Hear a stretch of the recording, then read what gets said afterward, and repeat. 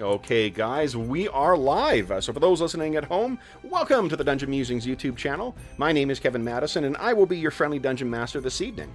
Tonight, we are playing a very special one-shot. We are going to be returning to the world, or the land of the Last War, and we are playing a session of 5th edition Dungeons & Dragons, set in the world of Eberron. Now, I got my camera still backwards because I'm a dumbass. But keen and attentive viewers will note that the thing I'm holding up here is not the Eberron Rising from the Last War book that comes from it, because tonight the reason that we are having this session is as in support of our friends at Beetle and Grimm's Pandemonium Warehouse, who, at the time of recording, it is February 19th, and for all the entire month of February, they are celebrating an event called Eberron. And during Eberron, they're offering a 20% discount on their Eberron Rising from the Last War Gold Edition box set, as well as a bunch of other great stuff that they have on the store. Beetle and Grimm's, they didn't ask us to do this. They didn't give us anything to do this. But they have donated box sets from a number, almost all of their products, to be honest, since the company came into creation, to help us with our Heroes Save Villages charity raffles. So we figured that the very least we could do is try and help them out with their efforts and draw some attention. So we have, I'm not going to be using, obviously, because it's very difficult to cram this stuff through the interwebs, but I will be making use of when I was writing this session, I did make use of a fair amount of material in the box set as well. If you do want to check out, see what the fine folks at Beetle and Grimm's have on offer as well, too. You can find a link in the description of the video that'll lead you right through to their Eberron event. I mean, and even, like, there's little things. Fans of our Night Below campaign, you can get a Thirash pin. That's pretty awesome. No reason I got it. I don't know. Yeah. But anyway, enough about that. That is the reason we do it, or we're playing tonight. But also because, I mean, Eberron is one of my absolute favorite settings. So this was a great excuse for all of us to get back, play a little more 5th edition, and return to the world of Eberron. This time, for a tale called Bane of the Blue Sky Mine.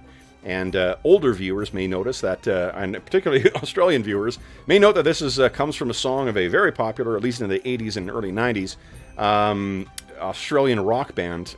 This is one of their signature tunes. We'll see whether there is some parallel between the lyrics from that song and tonight's session as well. Then, let me introduce you to the players from tonight. Guys, why don't you tell us who you are, who you're playing, and what your experience is with Eberron so far. First up, we have George. Oh, hey, I am George. I am playing Jak Velderan. He is a half-orc artificer. There's some controversy about how that's supposed to be pronounced, but that's what I'm going with. Of the 5th level. I played Eberron back when it originally came out in 3rd edition. And we had a long-running campaign, and we all loved it, and it was super fun. So we were excited to see that it came back and made a new appearance in 5th edition with some changes and some evolution in the storytelling, and it's super fun. So I'm looking forward to getting into my character, and you'll find out what he's all about when we start playing. You want to hear something interesting about Eberron? Is that Eberron has more, has a longevity across more editions than several other, what we would think of as signature settings. It's been in more editions than Dark Sun, more editions than Planescape, than Spelljammer, than Greyhawk is 1st, 2nd, 3rd, so it ties it. So it's definitely has seen a lot of support over a lot of editions. And next up is Andrew.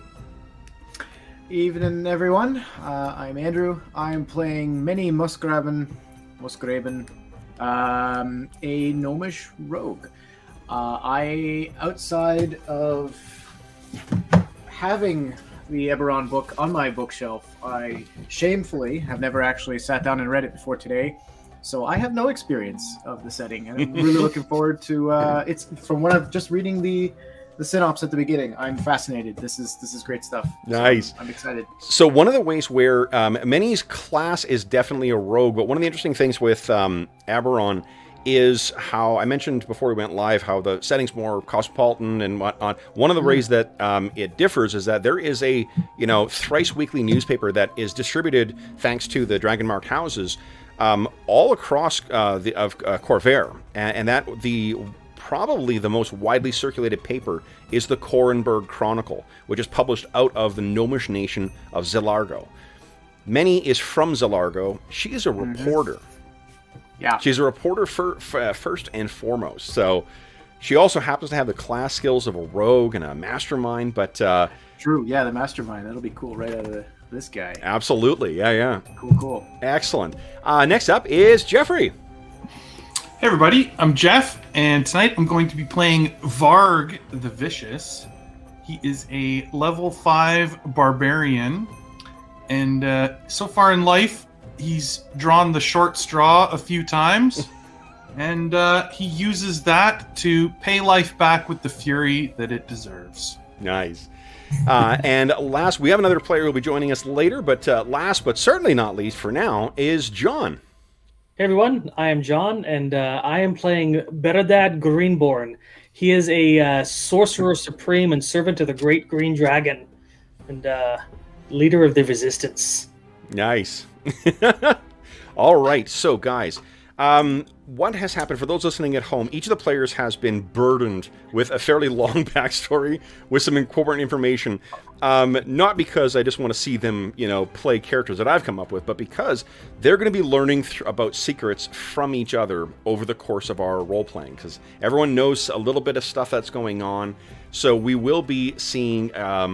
It should be interesting to see how this plays out. But guys, let's get to the game. So, our scene opens. We've got our opening music. This is another one by Kevin MacLeod. What a terrific tune, eh? It's called Tabak. Great, super adventurous, kind of. Yeah. So. Got like a bizarre kind of sound. Absolutely. Like a bizarre where you buy stuff. Yep. Totally. So, guys, our scene opens on a huge ship that bears the marking of, I think it's the, is it the dragon? One second here. Here we go. It's the mark of a storm in any event. And it is a House Lyrindar ship. Now, for those who are, what you really just need to picture here is a huge ship, a huge vessel that will be appropriate for ocean going. It is sailing on water. This is not an airship, though they do exist in the setting. And it is traveling along something akin to like the Mississippi at its widest. It's a huge river making its way along, and we can see on either side on the shores the any sort of identifying bit of the land around it very quickly disappears into bayou and marsh and swamp. There is a wide swath of green. There are several moons in the sky and stars that are just, out. And as we get our camera kind of gets in closer to the deck of the ship, we can see that there is a man who is standing on the deck of the ship. This ship, if you kind of picture like a cross between like a kind of a galleon, like a pirate's galleon, and something like a cruise ship. So it's much larger than a galleon, but it is definitely made of wood and the kind of materials that you would expect from like a D&D, style setting. There are people who are wearing the traditional blue and white of House Lyrindar, who are the staff that are on here. There is a magical hum to the mast and the sails, which suggests that the dragon-marked members of the crew are taking advantage of enchantments and perhaps bound elementals to drive this ship along. But the deck finds it most empty, apart from a couple members of the crew and, of course, Jak. Now, this man has. Why don't you describe what he looks like, George? What do we see? So he's a half orc, which is clear. He's got a wide brimmed hat. He has a big trench coat. He's got a hip holster with a pistol strapped in. He's smoking a cigarillo and blowing smoke out as he's kind of like just staring into the distance, almost like glassy eyed, like his mind is somewhere else. And he's carrying some other equipment like a long sword, etc. But he looks overall kind of grim and almost brutish, maybe. But it got an intensity about him. Mm-hmm. But it's not clear what that's about from just looking at him. Okay. And what we can see. Oh, look at this. Oh, and one other thing, he's wearing like bandoliers with slugs in them for his pistol. Yep. And they've got little runes etched into them. Because the way that he casts his spells is actually by firing him out of his gun.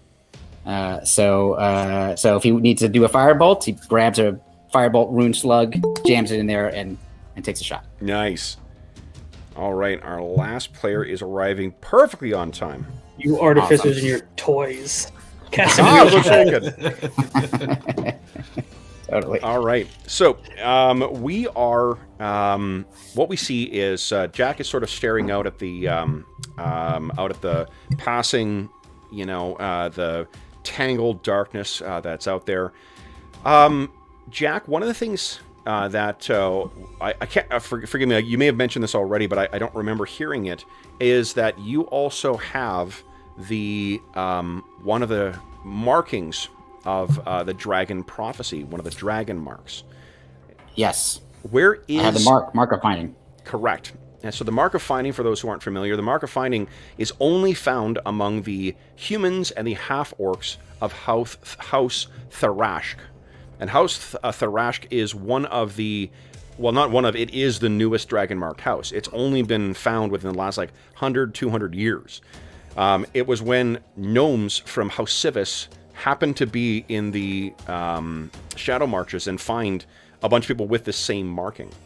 Where is your dragon mark? So it is on my neck, but you can only see about half of it because I've got a breastplate on. Yep. And so it's kind of half covered, so you can't quite make it out. Okay. So it's not like he's trying to hide it necessarily, but like he's not trying to display it either. Okay. So one of the things that, one of the reasons I see that, or I can think that you might be up here is because while there's probably not a bunch of people who have dragon marks from House Lyrindar who are operating this, the vessel, when you come in contact with them, you can tell someone else has got a dragon mark. So constantly passing them and constantly hitting them, it seems easier to stay in your cabin for most of the time and then get some time outside when no one else is around. Less likely to feel it, pulse or itch or whatever you feel that it does. Yep. Notwithstanding that, you are walking by and you can feel... What does it feel like when you, for when another dragon-marked character comes by? So normally it's just sort of an itching sensation, it's like a tingling almost that you almost want to scratch. But for him, it's got more meaning to it. So there's almost like a psychosomatic element to it that kind of makes it almost like it's burning a little bit. Okay. So you sort of like almost as if you're slapping one of the mosquitoes that's been preying on you all night. You sort of hit the thing, and you can hear from behind you a man's voice. So you can feel it too, then?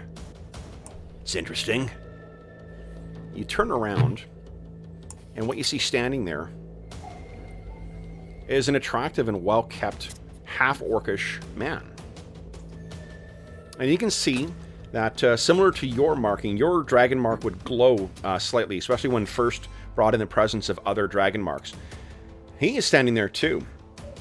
And he kind of looks at you and looks up and down. He's got the look of someone, for one, he's got a crest. The dragon, the dragon lion hybrid, that is the crest of House Thirash, or the Thirash. He clearly is a member of House Thirash, and judging from how he's dressed, he looks more like he would belong among House Kundarak and the dwarves, the bankers of House Kundarak, and the rich bankers of the Mror Holds. because he's wearing incredible clothing. And he looks you up and down and says, I don't recognize your marking. Are you with the house? I kind of turn away a little bit and take a long drag on my cigarillo. Not that it's any of your business, but I've been gone a long time. Haven't been a member of the house. A renegade, then. Huh. If you want to call it that, it's your right. Well, I will call it that. If you have another name for what it is. So, you've got the mark of finding, but you've been gone. What have you been doing? Hunting? Little hunting. Before that, little fighting. Now I'm heading home. And he kind of looks you up and down. What's your name then, partner? Name's Jak Velderan. Yours? He steps forward and kind of gives you a bit of a toothy grin. It has a practiced and insincere look to it. Bertok Torn of Thirash. Now, one of the interesting things about the House Thirash is every other Dragonmark house uses a very specific way of identifying themselves as part of that. They use a D and then an apostrophe and then whatever the house name is. If you're from House Cannith, you are so-and-so de Cannith. If you're from House Lyrindar, it's so-and-so de Lyrindar. House Thirash is so new, there's still 3 families whose names are sort of are running the show. So they don't identify themselves the same way. You see now as well, too, Jak, looking over his shoulder, that there are 3 Warforged who seem... If they're not bodyguards, then you have no earthly idea how they would earn a living, because they clearly seem to be following this guy around. They're armed and paying close attention to you in that statue-like manner that Warforged can do. You can see that he has a fairly large, like a valise or like a kind of a traveling bag over his shoulder. This is Bertok. And he says, what are your plans when you get back? I've got my own plan. But, what are you afraid of? It's like you're not traveling alone. How long have you been away, friend? Oh, I think about maybe a decade, some give or take. Then you haven't seen the changes that have come to the marches. There's plenty of opportunities, especially for those with the mark of finding. Now, there may be some who may be trying. If you come across others of the house, they may be less inclined to charity and conversation than what I am. Oh, looking forward to it. From what you've said, you've had a hard time. Or you've had an awful set of decisions you've made that brought you back to the marches. I don't know what you remember about life here, but it can be good.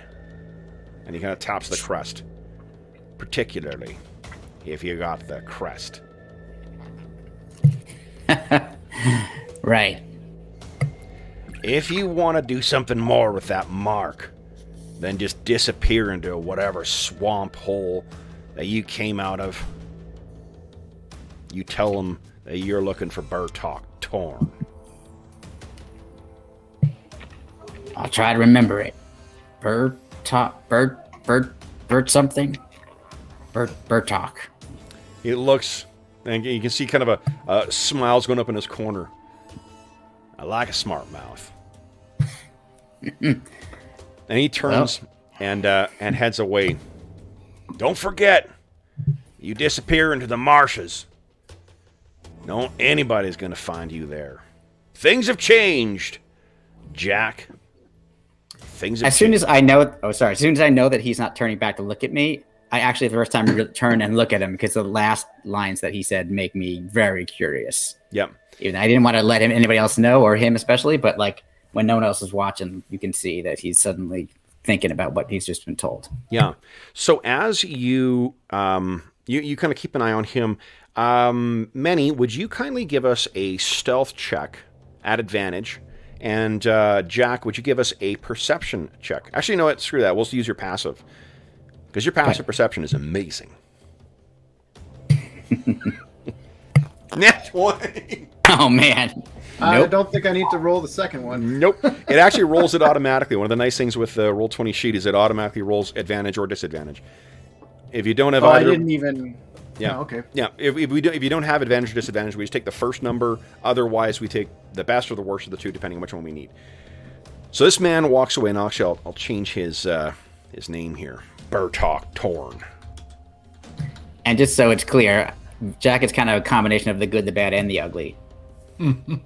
Yeah. I was definitely getting a feast of the image for sure. So I may have watched a little bit of that today. nice, excellent, Jesse. Man's got to do something for a living. Yep. Wow, man, you have such an amazing memory. Well, because there's nothing but garbage pop culture references. Oh man, It's awesome. Okay, so then as the Torn disappears into the back into the hull of the ship, Jack, you turn back and look out the thing, and then in the film version of this, we would see Manny somewhere off hidden in the shadows. A tiny, inquisitive little woman has been listening in and carefully studying at least one of these two half-orcs. And perhaps the only thing, and you can correct me if I'm wrong here, Andrew, if this is not how you see her, I think the only thing we see that demonstrates any kind of reaction from Manny is one of those big, bushy, blonde eyebrows kind of arcs up as if to say, interesting. That works. Excellent. So then tomorrow, so first off, before we transition to our town, welcome to Hobbs! Hey, Hobbs. Our last player has made his arrival. We didn't think we'd see you for a while, so what a nice surprise. Oh, you might be muted. Yeah, you're muted in the meet, Hobbs. If you've been talking to us, and we haven't... Son of a biscuit. Yeah, there it is. There it is. All right. Now it's a real game. Yep, now it's a real game. We're on. Okay. Welcome to Hobbs Land. Yeah. So let's move us over to the march. Let's talk about where we are here. As our scene cuts, what we're cutting into now is the all of our heroes. I just need to reposition some stuff here. Hold on. I think everyone can actually see what's on the screen now. Yep. Yes. I'm trying a wild new DMing style, which is actually show what I intend to describe. So always something bold and new here on the Dungeon Musings YouTube channel. All right, here we go, guys. So what you see here, guys, is a map of the Shadow Marches. Now, if you were to look at a map of the larger continent, Corvair, where all this is set, the Shadow Marches are on the westernmost coast, the very, very end. There is we see on the map there's a reference to something called Drome. Drome is a region populated by hags and mind flayers and all sorts of other trolls and other monsters.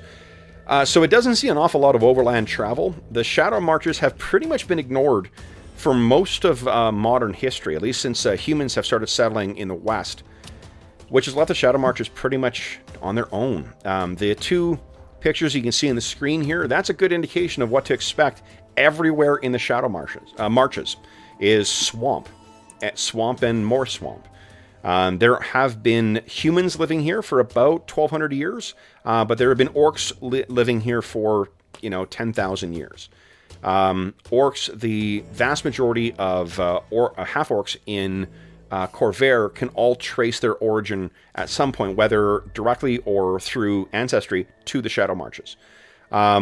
The population is about 50% orc, and then the rest of it is split equally between half-orcs and humans. And the backwaters, there's no formal government, there's no central kind of control. The closest that passes to this is some of the powerful tribes from the marches that are made up of orcs, half-orcs, and humans, and House Thirash, the newfound dragon-marked house. Where we cut to is morning. The river that you were traveling along, Many and Jack, is the Glum River, which goes right from the coast all the way up to Thirash, which is the largest, what passes for a city in the Shadow Marches. It is, on a really good day, is about 6,000 souls. Otherwise, it is, everywhere else is very, very small communities. And there is a distinct schism between two different antagonistic religions. One is the Gatekeeper Druids, who try and keep the Shadow Marches safe and protected from the forces of madness and chaos that abound in the Marches. And the other is the Cult of the Dragon Below. And those are nihilistic cults that want to free basically world-ending demons to bring about the destruction of themselves and the rest of the world. So you could see why they may not get along. It's basically the backwoods, orcish, half-orcish human version of Hatfields and McCoys in the Louisiana Bayou. So where we open is in the city of Thirash. And what we can see here, where I do have a picture of it somewhere. Where did I put it? Oh, I do have it. Here we go. Handout. So Thirash, Thirash, not Thirash. Thirash is many things. It is not pretty. And this is what we see. It's early dawn. These orcish styled structures is what makes up all of Thirash. Thirash is right on the shores of the Glum River, and it extends back, but it's a ramshackle, collection of huts and, two-story kind of structures made of wood and... Oh, what did I lose here? Form versus function. Most certainly, form is the goal here. There are, there are definitely more impressive-looking outposts, like the Thirash enclave is much more impressive. But moving through the streets here, we can see three green-skinned men. Jeff, you seem to be the one most likely, or Varg seems to be most likely the one in the lead. What do we see as Varg is making their way through? So he's a large, muscular orc, wearing sort of dark leather coverings. He's got very long, black, unkempt hair. You imagine he sort of smells like the marsh permanently. Yep. And if you look closely at his skin, you would see that it is so covered in scars everywhere that it's almost like hide instead of normal orc flesh. Mm-hmm. And he's lugging a vicious-looking great axe behind him. Mm-hmm. The streets of Thirash are full of orcs as well, too. People coming in to trade, people coming in to hire off as mercenaries if they can. There are definitely, this is the most cosmopolitan city that you will see in the Shadow Marshes. But, yeah. Next up would be Gharat. So we see a slightly shorter half-orc, and in place, a half-orc, because you're a full orc. In place of the long black mane, we see a bald-headed half-orc. And Hobbs, what do we see when as Gharat walks up alongside Varg? I think he's kind of longer and lankier than most, but he's a half-orc, right? So, but he doesn't have the bulk that a lot of them have. And I think he seems cheerier even than you might expect. And maybe humming a slight verse or something that he's working on. Sure. And then the last one to step out. He steps out from what we see is that Varg and Gharat have actually stepped out of one of the larger buildings near the docks. This is the port, basically the harbor master's quarters. Varg and Gharat have come out of there. The reason Varg maybe looked a little pissed off is because they really didn't want to give him the information that they were looking for. But then they found out that he was traveling with Gharat.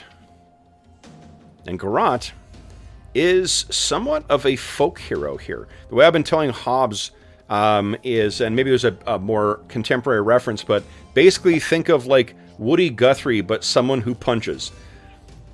So he has, if you don't know who Woody Guthrie is, Woody Guthrie was a folk singer. He wrote This Land Is Our Land, along with a bunch of other really, cool stuff.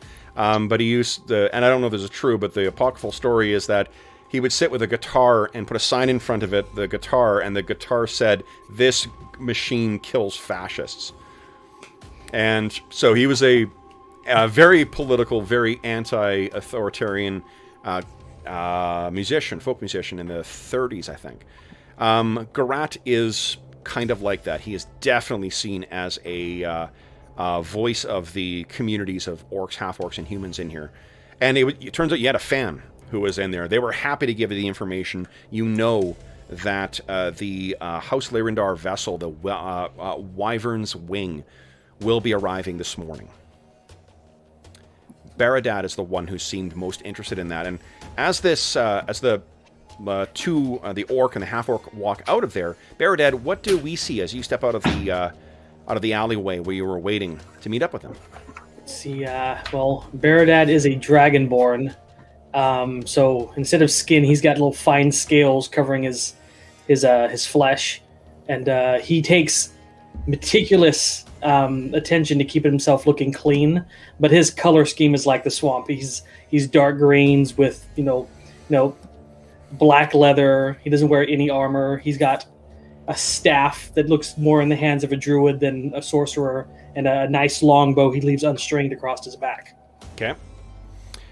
So what, as you come out, Beradad, Hobbs, we went through before how everyone's got backstory and information that only they have. So if you guys want to, you guys feel free to bring that information out when none of it's intended to be secret to keep and sit on and whatnot. It's really just there for when things happen in the session. It should trigger you an opportunity to do some cool stuff with your characters. I mean, when one of you turns and kills the other one, it's going to be... That'd be awesome. So, Gharat, you, so Beradad, what you, the two orc, blooded folks went in for was to get information about the thing you were expecting. What is it that you're expecting, Beradad? I have been given a vision, and I'm looking for a gnome by the name of Zilargo. And nope. Zilargo is the name of the nation. From Zilargo, yes. Yeah. I think that's a place. Yes. Yeah. And that I was told that they'd be key to unraveling the secrets of the Blue Sky Mine, which is a danger to the entire area. And I've been working towards for months. Okay, interesting. Well, we'll have to hear more about this Blue Sky Mine business in a bit. But Gharat, you have the information to tell Beradad. You know where this is going to arrive. Now, Gharat and Varg, I'm not sure. This may be the first time that Beradad has shared who specifically he's looking for. Beradad, I think I mentioned in your backstories, he's been a bit of a mystery. He's been very reliable as part of the Skybreakers, but mysterious. So what does Gharat say when Varg seems not one for conversation necessarily? Jeff, if I've got that wrong, please go ahead. I think actually Varg is maybe he sees a fisherman or someone that he knows here. You said we're at the docks, right? Yes, in Zarashak. You guys come from, so Varg, not Gharat, but Varg, you come from a town called Dimwater. Dimwater is, it's about equidistant between Glumtown and Zarashak. Okay. I think that Varg sees a fisherman he knows He says, "I'll be right back. I'm getting some breakfast," and he'll go over to get something fresh from the boat. Sure. That leaves Gharat and Baradad. What do you guys have to say? What that there? What we be finding out? It's been a year now, Baradad. Baradad kind of lifts his snout over and looks down at Gharat with his. Is he taller than Gharat, or? Picture him looking down on Gharat out of annoyance. I think comparable. Unless, I mean, Hobbs was saying he's a little stooped over, so maybe just the way he carries himself, he's a little shorter. So yeah, Baradad just lifts up his snout and looks over, says, "We're looking for a gnome on a ship due here." Okay. You ain't gonna be eating him, are you? I do not eat gnomes. Me either. Good thing. Halflings taste. Now, Varg, Baradad, and Gharat, you guys have been living and struggling together for at least a year now. So you guys definitely have a lot of history together. Gharat, what is your passive perception? My passive. I got everyone else's one. I just don't have yours down. 11. 11. Okay. What's your passive insight? Passive insight. I don't know. Where's that at? On Same, right above where your passive perception is. All I have is passive perception on my sheet. Yeah, it only has that, but it basically is 10 plus your insight. Does it not have? I thought that the character sheets. Hold on. No, it only has that. Mine On these doesn't ones, it either. only. Yeah. That's why I was confused earlier. Oh, you know what? I think because I set it before to have both passive, because you can set it up to automatically display. Hold on. Stop doing that, John. Hold on here. Because proficiency, where is it here? Show. You know, it doesn't really matter, I guess. Why am I'm doing this for trivia's purposes now. All right. So, what is your insight 11? bonus, Gharat? 11 is your passive. Okay. All right. So then, it's my bonus. so it would be Baradad. Actually, it'd be both of you guys. So you see Varg going over, and he's talking to this fisherman, getting some, seeing what from the catch could be delivered. And what you see is that there is coming down the dock. Looks like there is someone from an official from House Thirash. Now, House Thirash is one of the dragon-marked houses that is behind the Blue Sky Mine, the joint project between multiple dragon-marked houses. If they find Varg here, that will be a problem. The Skybreakers have made themselves a thorn in the sides of all of the dragon-marked houses behind the Blue Sky Mine. And while Varg the Vicious does not have the reputation and the widespread acclaim that Gharat does, this giant, orc carrying a very distinctive axe does kind of stand out on wanted posters. So, what would you guys like to do? Is Gharat known as well, or just Varg? Gharat most definitely is. If he's recognized, for sure. Yeah, okay. All of us would be in trouble with this guy. So, Yep. What's the buildings around us? You can picture this is the largest building, largest structure, or largest city in the region. So this is lots of buildings around. You can picture a dock with a bunch of boats that are docked in there. Just then you hear from over at the fishing boat as Varg holds up a disgusting-looking sea creature. "Either of you want breakfast?" Varg seems oblivious to what's going on. Are there I'm gonna gather up some of the street urchins of the area. Okay. And give them coins to distract the dudes coming up. Sure. Why don't you give us a what is it? Diplomacy? Persuade? Is that what it is in 5e? Persuade? There is a persuasion. Yep. Persuasion, Yeah, yep. please. Yeah. Look at that. I'm learning. Very so. 20.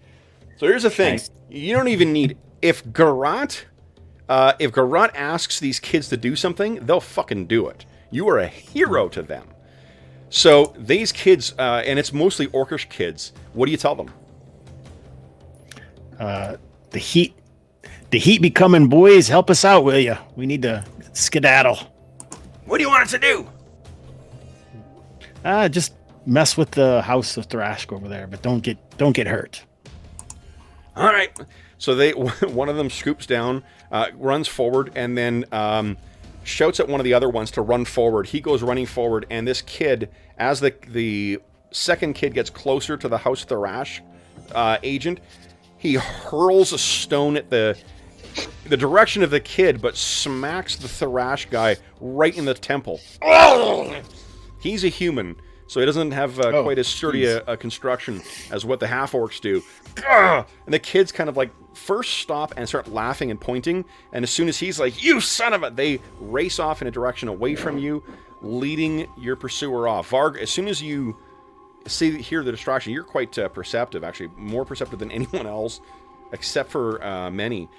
You actually look over and you realize, like, oh Jesus, this place is full of Thirash agents. You got to be a little more. You realize what Gharat and Berdad may have just done. Yeah, whistle for him and tell him, bring that eel. Let's go. So, as we walk away, Berdad will just tap his staff on the ground, and a little patch without trace will ripple out from the three of us, and we'll just kind of fade off into the our destination. Okay. Well, I mean, you got to wait. The people you're to a hiding hole, yeah. Yep, are arriving later this morning. I forgot. So you will need to meet up with whoever this person is and get whatever information they may have. Yeah. The staff that you gave me, I can do pass without trace at will. Oh, nice. Okay. So then you, what do you guys, with that in mind, the way that the passengers will disembark is sort of right in the open of the docks, and there's going to be agents from Thirash who are likely on board. In fact, you know that they're on board, and there will be, but there is sort of a common square where people meet up to sort of like find their, hire boats to get elsewhere in the marches or to get a hotel room or something. It's the kind of open square in Zarashak. That is likely your best opportunity to spot the gnome and then try and meet up with her and get away and back to Dimwater without attracting too much more attention. That sound okay? Yeah. Sounds reasonable. Okay. You guys can feel free too. Like Eberron is a much more pulpy setting than what we normally play in. So if you want to retroactively do a flashback or something, we can do that. I mean, I'll double the number of adversaries, but we can still do that. It's something you can absolutely do. Now, one of the things that you find in it seems that Zarashak is undergoing a bit of or at least the House Thirash, what do you call it? The enclave that they have here. It seems like it is undergoing a bit of construction, and it seems as if the Blue Sky Mine is not the only activity that is a joint one, because you can see as you're waiting, and Varg, if food is the thing that you've got your mind set on, you can see an enormous Warforged Titan. Looks like this, guys. In place of that giant blade, though, there is a big piece of construction equipment. There's a big, thing for digging holes. And this thing is working with part of a crew to to assemble something. There's some kind of new construction that's going on in Zarashak. One other interesting thing about Zarashak as well is that most of the buildings are on stilts. This is a place that is subject to tide waters, and it is a marsh, so a lot of them are built up as well too. This thing currently is sending down new piles down into the into what is going to be the base for the next what do you call it? The next building. Unless you guys have anything else you wish to do in the early morn, it's actually quite early into the day, or into the sky hasn't reached its full blue color by the time that the Wyvern's Wing comes into town. It comes into dock, and it is easily the largest of the vessels that is docking in Zarashak. And you can see that there are many people from a variety of different backgrounds that are spilling out of the dock. What you very rarely see coming off there, though, are half-orcs. What you do see, I guess first off, Many, what I'll tell you is that that thing you were looking for, that you were hoping to get your hands on, you've got it. This morning, as they were docking, you've got it. And Jak, oh, you're muted, Andrew, I think. Apologies. No problem. I was just saying I won't complain about tasks I can accomplish without ever having to roll. It's just I'm winning already. It's more rope. It's really just more rope. Exactly.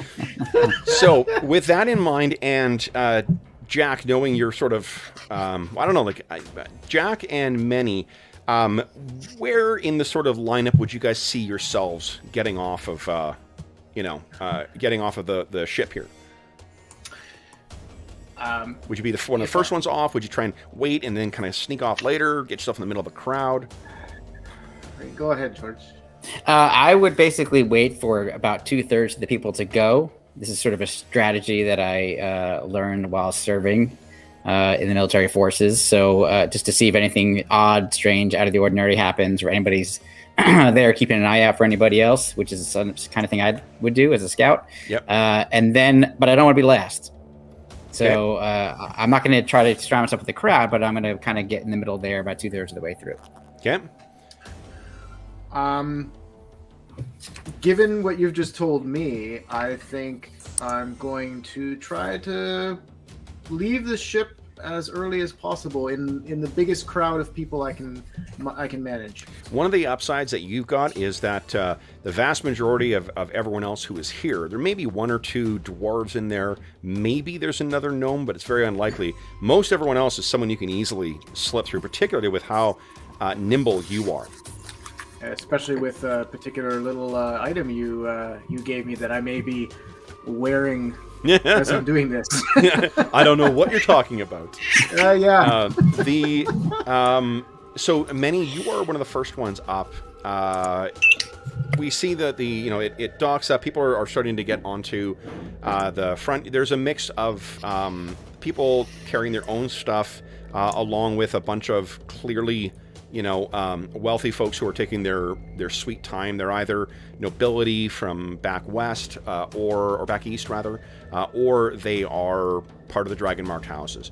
I think, Jak, as you're sitting around, you can just feel like it's not the distinctive one. When you can't feel Bertok Torn, he's not among the group here, but there is probably one other dragon marked member somewhere around here from House Thirash. But so many Lyrandar, there's a Decanath guy in there, so it's definitely itching.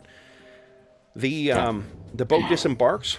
I'm not sure if they're called the stevedores are the ones who put the plank down, but the whatever that job is puts down the platform, and Many, you're the first one to make your way out. Now, why don't you tell us what magic item is it that you're thinking of taking advantage of here, and what does it look like?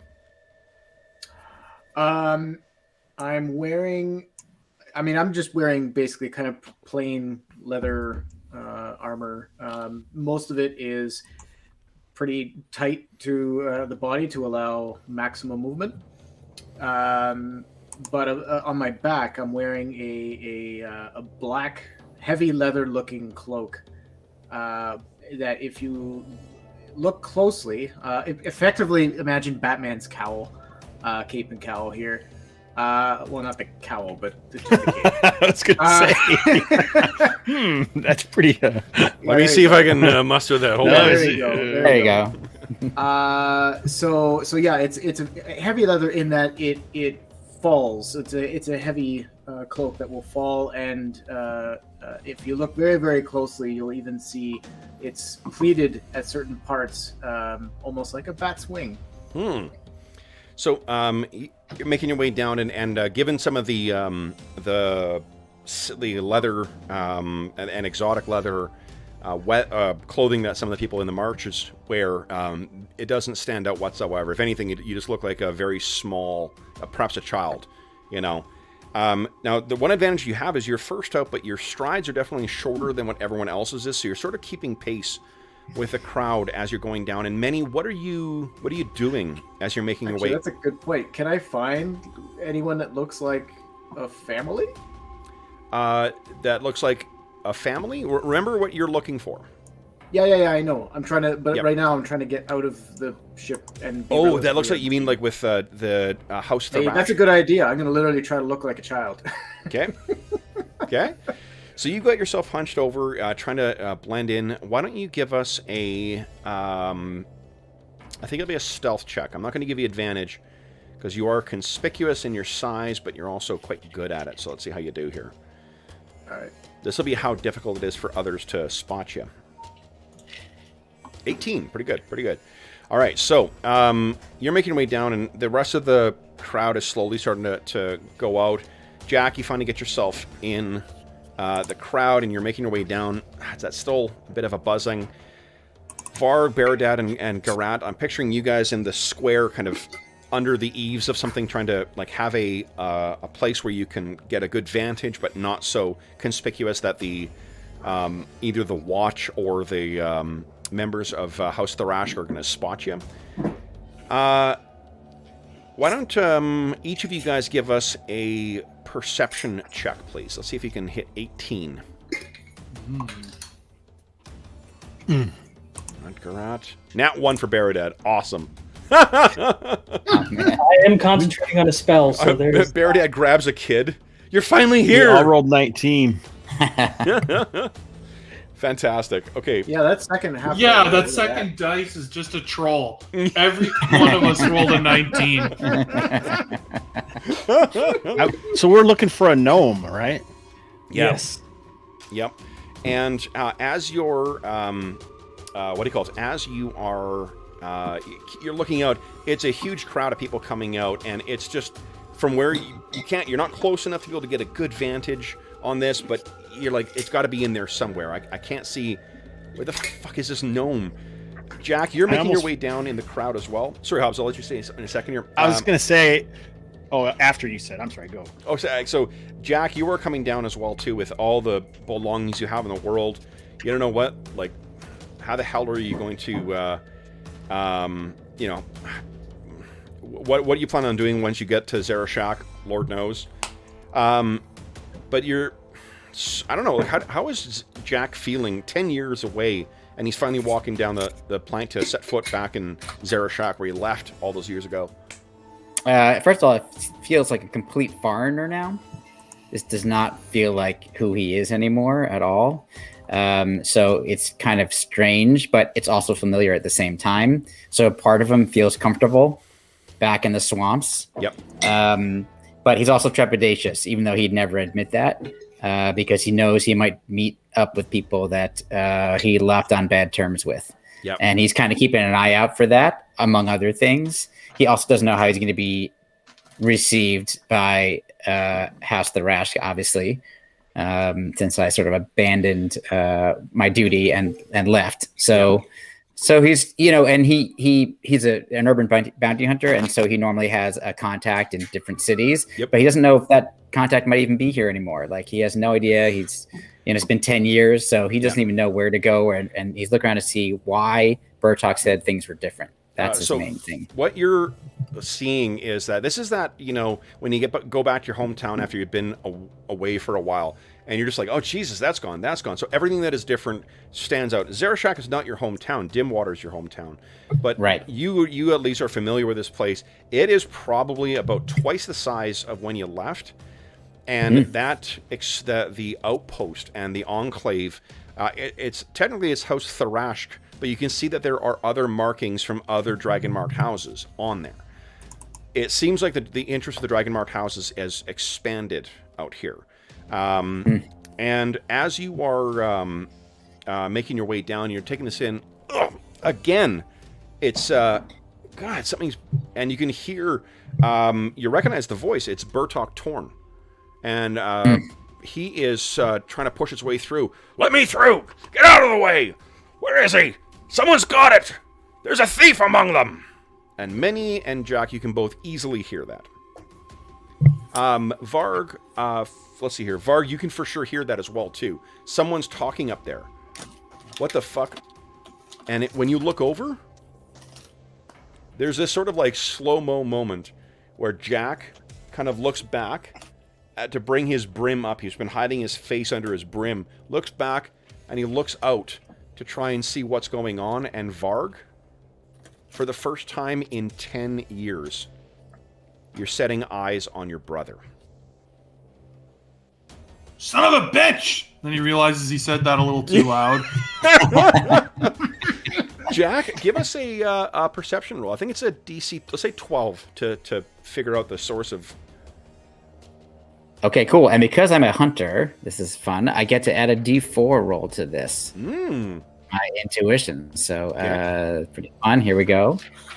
There's the roll, and then I'll add a... Good enough. 1d4 to that. Okay, well, just for fun, there was a 14. So you look over and you lock eyes with Varg.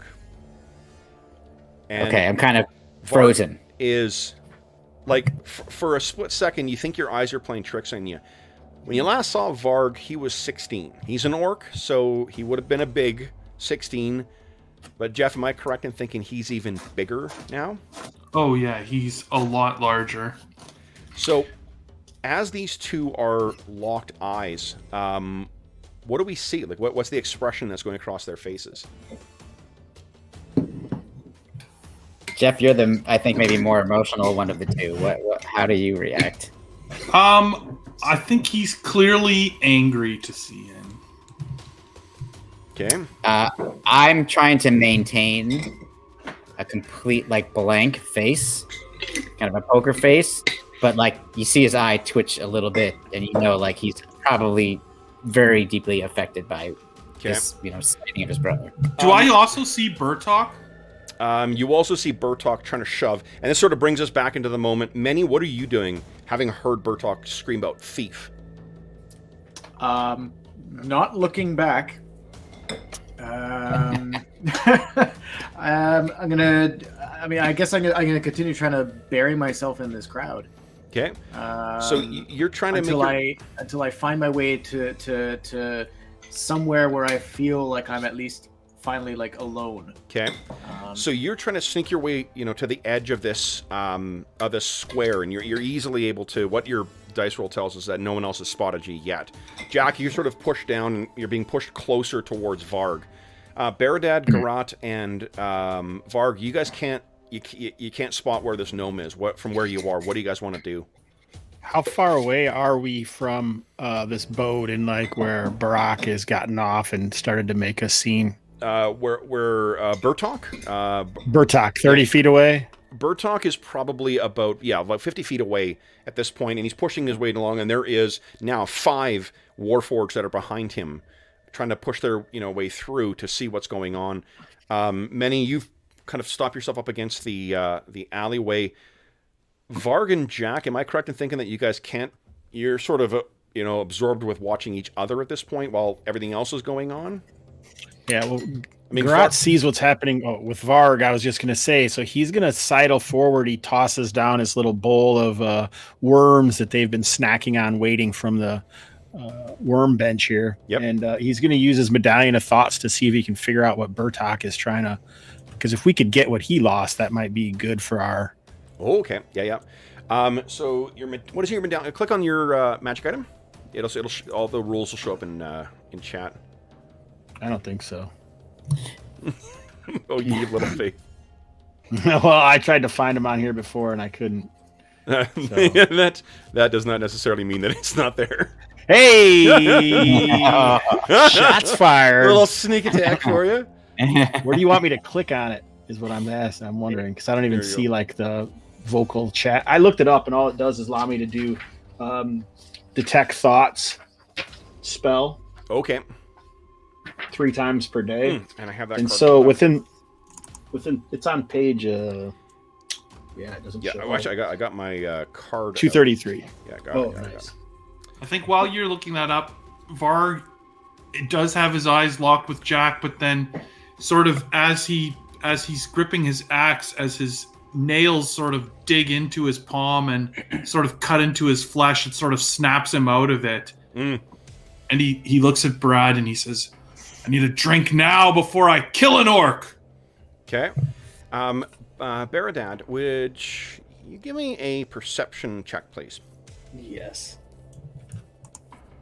We're not here to kill orcs. We're here to find gnomes. All right, so Gharat, it's going to take you a couple of rounds to get to the full. If Detect Thoughts works the same way as it does in other, it's like 3 rounds until you can get full on in. If you, No, it just says I initially Learn the surface thoughts. okay, so let me make does he get a save? doesn't. I don't think so. Detect Thoughts. Let's see here. Yeah. You can focus your mind on any one creature that you can see within 30 feet. Oh, right. So Surface Thoughts you can automatically over here. So he's got something in his mind. The plans. Gotta find the plans. That's what's foremost in his mind. So I can shift my attention to someone else, and so I'm going to look around and see if I can find anyone who has thieving away with the plans. Sure. Yeah. Okay. So give us a what do you call it? Why don't you give us a perception check again? I'll give you a chance. So yeah, like I'm just kind of looking at everyone and then trying to scam over their thoughts for a minute here. Whoa. It's chasing me the reference there to the spell. Oh, great. Yeah, that's right. Oh, I forgot. I can just. Yeah. It's in the compendium, right? Oh, 5e. I forget how ubiquitous you rules be. Okay. Oh, sorry. So Gharat, go ahead and give us a perception check. A 12. Cannot see it still. Yeah, so I'm just flicking around looking. I have a minute Sure. of being able to do this. So Many, what's your idea here for Varg seems to have turned and talked to a friend. What is happening with Varg and Jak at this point? I mean, Jak is completely caught off guard. He's expecting not to run into Varg until he got to Dimwater. Yeah. So he wasn't expecting to see him right here. So when he sees Varg taken off, he kind of collects himself and he's debating whether to follow him or not, but he's keeping an eye on him because he wants to see Sure. where he's going. So Varg is starting to storm away across the square. Baradad, what are you doing? He's kind of caught between wanting to make sure his friend is safe, but he's on a mission. So he stays put and keeps looking. He does not want to lose this gnome. So let me quickly get one thing set up here, guys. You guys can hear from behind you a scream. Let me place everyone here, kind of roughly where you are. I don't think I got dynamic lighting on any of these, so I don't need to adjust like sight or anything. Okay, there's Gharat. There is Baradad. There's Varg. There's Many. And Jak. Good old Jak. Jak is actually an orcish name, too. Cool. I tried to find the most Old Westy sounding, Yeah. you know. I liked it. I genuinely tried to find... I wasted like fucking 10 minutes doing searches for different name things, trying to find some kind of like a cognate for Josie Wales. And I'm like, Yeah. I can't really call him Jazzy Wowls, you know? No, I appreciate it. You could have called him the orc with no name. Yeah. Yes, exactly. The orc with no name. I have no name. All right. So here's what you see. Varg, you're starting to storm off in the direction of... Let me bring you guys over here. Boom. You guys are down here. And Varg, you're starting to storm off in the direction of this thing over here. That is where you can get drinks. There is like backwater hooch that they have on offer there. However, the reason people are screaming is because I just reached off camera and was grabbing something. A book. All right. What you can see, Varg, maybe you're the one, you are quite perceptive as well, too. You can see towering above you And, you know what? I'll bet you.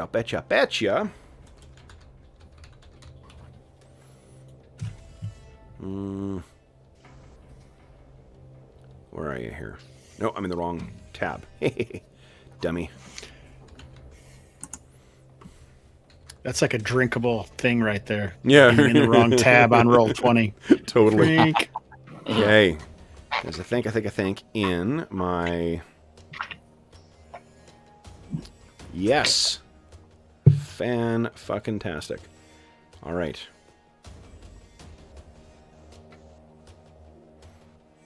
Oh.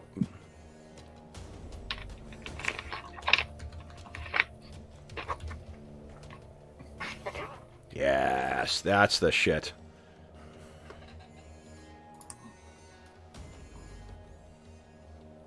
Let's see, did it show up yet? Where are you? I don't know what to do. Yeah, there it is. Oh, the Titan? The Titan is turning its attention towards you guys. No, thank you. Nope. Okay, let me get this done here. This feels rather unprovoked. Curiously, it seems to be heading in one distinctive direction, too. Let me get it set up so you guys can see the... Great. Yep. Boom. This thing, people are screaming because this giant construction thing is starting to lumber its way. Let's see here. It does not lumber. It moves pretty darn fast. Probably because of the size of his legs. Godzilla style, there's people who are screaming and running out of the way of this thing. And many, you can't help but feel that it's coming directly towards you. Of course. Guys, let's roll some initiative. So, everyone decide what you're doing with your round. We're doing, reminder, we're doing just what we do in 5e Warcraft, Hobbs. And... Oh, shit. We'll start off with George. Good old Okay. George Jak. So, everyone decide what you're doing here, and then, George, would you beat my, oh my goodness, my 18, please? Oh. Sorry, Kev, is that where the scream was? Yeah. Was by the Warforged? Yes. Yeah. Yeah, the screams. There's people running out of the way as this thing is stomping its way towards, seemingly actually, Varg, it also looks like it's coming directly towards you.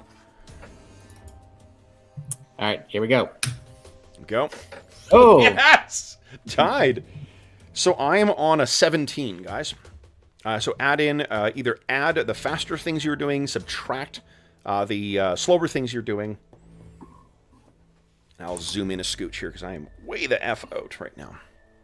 I'm not going to bother putting in the crowd, but you can imagine there's crowds screaming. But you guys are Okay. heroes, so you're running in the opposite direction. Higher is better. I subtract for my weapon, right? Yes. If you've got because you've got a two-handed and it's a heavy weapon, right? So I'm -4. Correct. Yeah, plus your dex. And +1 for my deck, so Yep. -3. -3. Yeah. Okay. I forgot my decks. Yeah, and we won't be like unless you're a spellcaster, you won't be calculating this each round. It'll be much faster as we go along here. Who am I missing here? Many. Sorry. Yeah. Oh. For right now, I guess I'm just back doing that. Okay. All right. So first up is Jak. What are you doing, Jak? There's Okay, you can so picture- the crowd is pushing towards you guys. Really can't retreat out that other way. I'm definitely not retreating because I see that Varg is between me and that giant Warforged, and I have seen what that thing can do in battle. So I'm making my way toward. I couldn't get the picture to upload because it's just not. But like, look at this thing. Yeah, it's awesome. So I'm moving up here as I draw my pistol. Yep. And I whisper something, some kind of arcane words, and one of the rune slugs suddenly disappears from the bandolier and appears in the chamber. Right. And then I take aim at the thing, Okay. giant Warforged, and I fire. And it's an explosive force, like even more than a normal, what people have seen before from would expect from this kind of magic. it kind of the pistol itself seems to add something to it. Awesome. So it explodes. There's a huge burst of flame.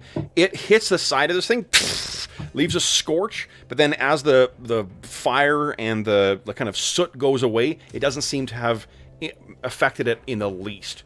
This is effectively a tank. Next is Beardad. What are you doing, Beardad? Beardad looks over and he's like, "Where's that damn gnome?" And he raises his staff. Yep. And he's casting Fog Cloud. Okay. He's going to drop a 20-foot radius sphere of fog in front of its path to kind of slow it down. Okay. This thing is 15 feet tall, so it'll be stomping through that. Yeah. Oh shit. Okay. It's just to be 5 feet taller than it, but maybe it'll slow it down a little bit. Okay. So you cast that. Anything else, or is that it? I use my do a move action and try to move away from where I was. Okay. Then it is Gharat and Many. What are you guys doing? So Garrett's giving up on trying to find the gnome because he has to help and save these people. He's going to start yelling to the people, "Get out of its path, move out of the way," and trying to help control the crowd and slow the people down. But at the same time, he's going to give bardic inspiration to Varg. Slow it down, Varg. Nice. So then, why don't you click on Bardic Inspiration so Jeff just can... There you go. Nice. And yours is a 1d8 because of your level. Yeah. I have combat inspiration. I think that means you can use it for... Oh, maybe that's already in there. That's something else. Oops, sorry. Yep. No, and it is not in there, and so it is good that you put that in too. Okay, I thought so. So then... Cool. So you can also add it to weapon damage. Or for defense too, Jeff. So you got a 1 dot of Bardic Inspiration from Gharat. And Gharat, I think I've got your Bardic Inspiration on your blue bar there. Okay. So then, speaking of... Many, what are you doing, Many? Many, would you give us... Your passive perception is a 14. You just heard someone say, "I'm looking for this damn gnome," and there's brilliantly green-scaled dragonborn just ran right past you. Yeah. I think I screwed up the initiative already off the bat because I forgot. It's okay. We make mistakes, so we can learn from them. my dex modifier, so that's cool. We're off to a great start. Welcome to the game, Andrew. Yeah, I know, right? First time at my table, I take it. Yeah, and 5th edition is my game, guys. Like, great. Wait till you see me play a game I don't know. Yeah. You said I'm pretty sure this thing is coming right at me. Yep. I'm assuming I have absolutely no idea why, and at this point, I probably don't even care. Nope. Cantrips are 0 to the modifier, though, so I think I still did this right, at least as far as that's concerned. Yep. I move and follow the Dragonborn, staying behind it, them, but oddly, I look like I'm still where I was. Because I cast my Forest Gnome Minor Illusion cantrip. Love it. And an image of me stays where it was. Okay. Excellent. Okay. And then, let's see here. I was on an 18 as well. So let me see here. So I can move 8 squares. 1, 2, 3, 4, 5, 6, 7, 8. Varg, you can go ahead and take attack of opportunity on this thing. It is walking right past you. Oh. Yep. It is much more interested in getting to that gnome. I think it's coming after me. Oh, shit. That is a very, very fast, big thing. Yeah. I'm a very, very small thing. Guys, too, I didn't say this, but I think I assume you guys know me well enough. Any of those combat options from DMG, we're using all those too. Disarm and like jumping on shit and stuff like that. All that stuff is wide open. Cool. Yeah. Okay. Can't wait to use a laser gun on you. Varg, did you want to make an attack of opportunity? Yeah, I don't see why I wouldn't. Okay. So as this thing goes by, you hit it, and you can see sparks flying off the side. You got a little bit of a furrow in the side. No appreciable damage on it. This thing is fucking tough. Then it is Varg, I believe. No, Baradad. Well, I was... Baradad was on a 19. Why you're in here twice? Because I messed up my initiative. Oh, no problem. Okay, then Varg. Varg, you're up next. What are you doing? Well, I was already quite angry. Now I am surely raged. Yep.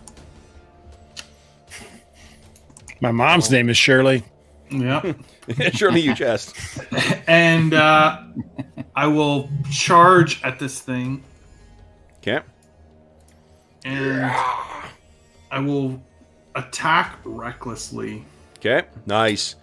Actually, and I will... I'm going to put all this stuff in the chat because it's the first time using it. I'm also going to use my Great Weapon Master and take the -5 penalty to my attack. Awesome. Okay. So you can Add tick that 10 off on the damage. character sheet, I think, for both damage and attack, and it'll automatically include it if you just... Oh, yeah, look at that. Yep. It's pretty awesome.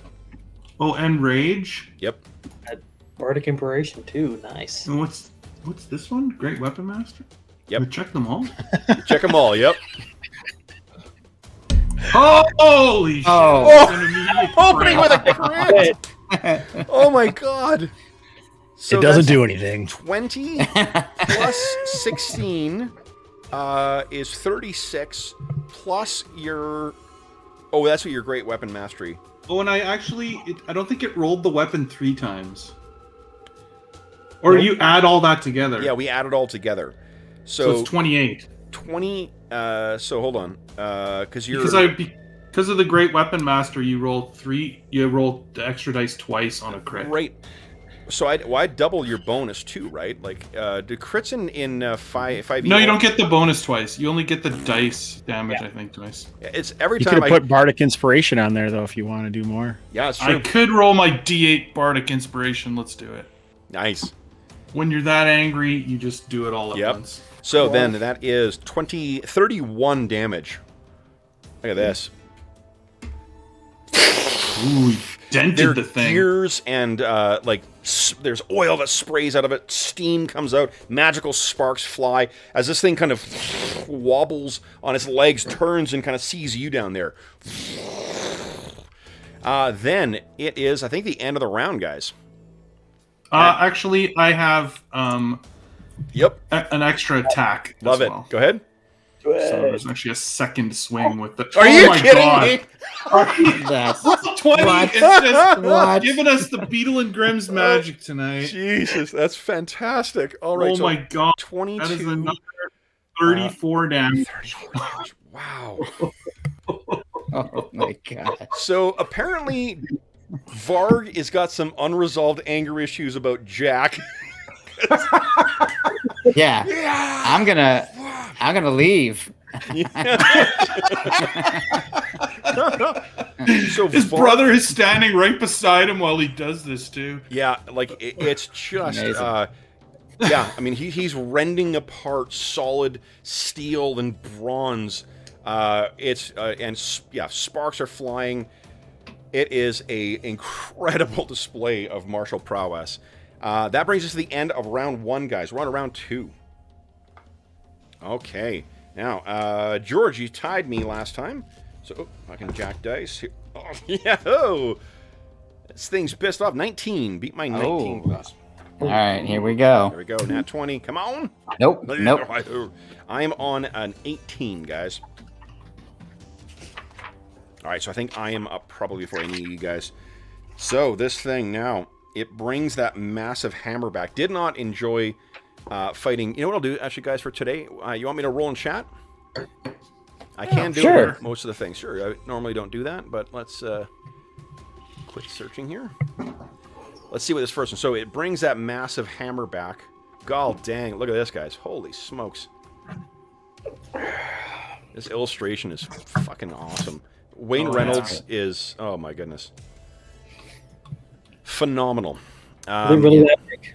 That's also probably why it makes you think of 90s 40K, is because Wayne Reynolds was very big at that time. A lot of black and white art for 40K. Okay, so first, that massive hammer comes back and then down towards Varg. Hitting an 18. Oh, yeah. Ooh, 25 bludgeoning damage, and I need you to give a DC 17 strength save or be knocked to the ground. Man. Okay, hold on. Go. Strength. No. Oh, It's so knocked close. down. But I do only take half damage from bludgeoning. Oh, right, because you're raging. Amazing. And that's rounding Sweet. down as well, too. So that'll only be 12 points of damage. I don't know why I'm rolling dice again. I force a habit.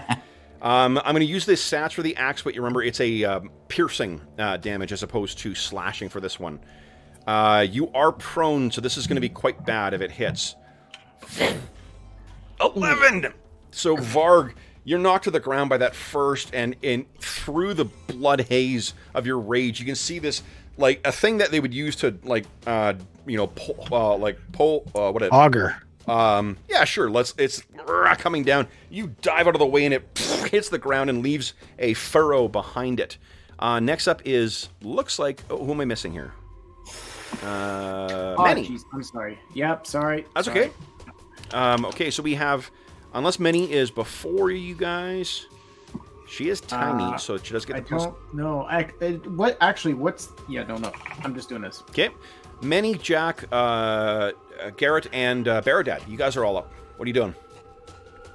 Garrett will rush over as the hero he is to help try and pull Varg out of the way as he tosses insults at the Warforged Titan. Nice. Vicious mockery. Okay. Oh, Nice. it might be. Oh, 3 whole points. Well, Ooh. Okay. However, it is psychic damage. You get the sense that this thing has no soul, and psychic damage has. Do we know that? I thought it was a Warforged. There's a difference between the normal Warforged and the large the ones. Titans. Gharat would not, Garrett would not know the difference maybe anyway. So you're screaming profanities at this, and this thing just is creaking back, bringing that big hammer up to try and hit a second time. Then Can I get Varg to his feet, or can we move back? if you spend 2 points of Astonishing Fortune, you can take an action to try and help him up. You guys have 10 points of Astonishing Fortune tonight. Oh, Sure. and I'll give you one extra for your saving people, because that was pretty great. So Oh, nice. So it only costs 1. Yep. You got this or what, Jonathan? How many? What do we got for Astonishing Fortune, Jonathan? Jesus. Thank you, Jonathan sir. is the master of astonishing fortune. He really Of is. course. Okay, Nice. so Yeah. Varg, you're yanked to your feet by your ally, who is screaming profanities at this thing in Orcish, but it doesn't seem to have any effect. It heartens you a little bit. Then we got Baradad, we've got Jak and Many. What do you guys want to do? Go ahead. yeah, Baradad, he's looking left and right, still looking for this gnome. Where is it? And then he just lifts up his staff, and black energy starts to coalesce on the edge and shoots at the Warforge. Okay. I'm trying to blindness deafen him. Okay. Level 2 spell. Okay. Well, you pick one. That's what that ore is I for. want to blind him. It's like, that's an interesting spell. Muted him. Okay. Yeah, exactly. Now he's silent. It's the stealth Warforged Titan. You've made it worse. No. So I guess make a con saving throw. So it can be blinded. Let me make a Let's open. saving throw here for it. Oh, I got him popped out already. Madison. So strength save. Strength save. Okay, here we go. Con save. Con Boom. save. How'd I do? It's 25. It's a con save. Whoa. If I'm rolling dice or I'm rolling, they don't have they don't have any bonuses. The way that It's a Constitution save. con save. Okay. Well, I mean, what did I roll? Oh. I rolled a 19. So Yeah. Okay, Yeah. well, same if that stats. failed, I'm going to use my Quicken spell Okay. to firebolt it. Okay. Quicken spell only works on spells. Unless it says expressly that it works on cantrips. Cantrips are not spells. That's why you can cast a cantrip and a spell on the same turn. So you want to reverse that, Jonathan. So you want to do the blindness, deafness as a quick. And the cantrip. Well, if you can't allow that. Yep. Yeah. Okay. Okay. All right. So you hurl up your firebolt afterwards. Scorches the side. Does not pierce its armor. Then Okay, then I'm moving away. Okay. Just get away from this thing. And Probably good, yeah. many. Oh boy, you know what? I got bad news for you, Jack. Okay. Oh, so enough of you, Jack. She wasn't. That was a saying, not literally for Jack. It's because Beardad moved away. And he was in range of his reach. I Yep. don't know how much the range was, so. Does a 25? Boom. That might hit. Yeah. Okay, so give us a strength save against DC 17, or you're Oh, knocked no. prone. I wanna. Also take 16 points of damage. Ooh. Oh! All right, so before you got a chance to get away, I think you were there. No, I was right there. Okay, you're right next to Many. Okay, so Many, you Oh. see this Great. Dragonborn casts some stuff. This thing turns and slams the hammer down, knocking Beardad to the ground. Had it been a solid hit, it likely would have killed him in one blow. Whew. Next, Jack, and Jack, and then it's Many. So Jack suddenly, like, his heart is thumping in his chest after seeing his brother get brutally savaged by that thing and knocked to the ground. And he sees that Gharat, although he doesn't know who he is trying to help him. Yep. So he just turns to face this Titan and is afraid that, you know, it's going to attack his brother again. And he's going to whisper some words. Rune Slug appears into his chamber, and he fires. Sorry, there's screaming going on. That's okay. It's the And crowd. it fired They're him. That's right. The cat once crowd's again, yeah. We got a Darwin on ADR. That's great. Exactly. And so like, and he's like looking up at it. It's so massive and like kind of like a shaky cam angle up at the giant thing, and like shoots at its head. And here's what he's firing. It is a shatter spell, which he's a DC 15 Constitution save that he has disadvantage because he is made of metal. Incredible. Okay, so let's see here. Con save. Ooh. Yes. Nice. So 23 total from the because of the right, because of the thing. bonus Right. from the arcane. Yeah. Yep. So Yeah. This shakes a bunch of shit loose. There's like pipes, and there's little bits of like cogs and lug nuts and stuff that fall down as this thing rattles back. and then he just yells to Gharat, "Get him out of here!" Okay. Nice. Then it is, so Varg, you've been dragged to your feet. Oh, Many, you're up next. What are you doing, Many? Beardad is knocked prone, you said? Yes. I at first begin to as if I'm gonna run away more. But looking at this Dragonborn, tilting my head, looking at the construct, I will bend down and try to help Beardad up. Almost as if summoned from the very ether. Maybe you were hit harder than you thought, Beardad, but there's a gnome trying to help you up. The great dragon provides. Right now, I'm providing for you. Awesome. Beardad, you are now up on your feet, and this thing's attention actually is on Beardad right now. Oh, no, probably back on Jack again.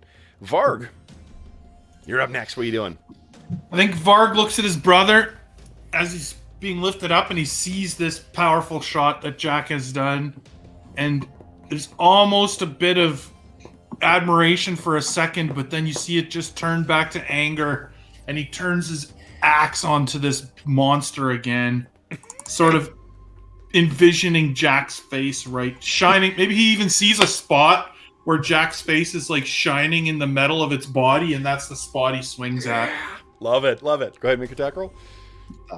Come on. Oh my Ooh, goodness. now a 1. Now you 2021. could spend 2 points of Astonishing Fortune to re-roll if you like. Well, it's... Oh, yeah, I guess I might as well. Because those are terrible. Mhm. We need to finish this thing off fast. Ugh. There you go. Nice. There we go. Solid hit. So that is 19 points of damage. Holy hell. And then his extra attack, just sort of...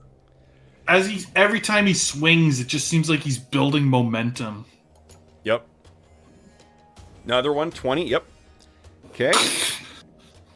He's rending pieces Oh, of metal you know what? off of this thing. It's not including the -5 in the final tally. So that's actually a miss. Right, so 15 doesn't hit it. 15 does not hit it. Okay. sparks fly across. All yeah, and you're looking over Jak, and he's screaming something, and like, is it your name? As he's covered in sparks. I think that's the end of the round, guys. So run around 3. And I've been fired. You've been fired, correct? We're on to Andrew.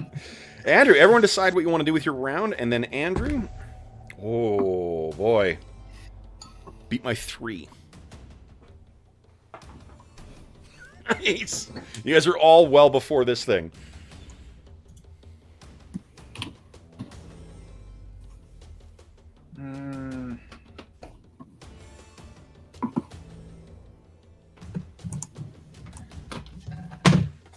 Okay. Ah, frack. Nobody move.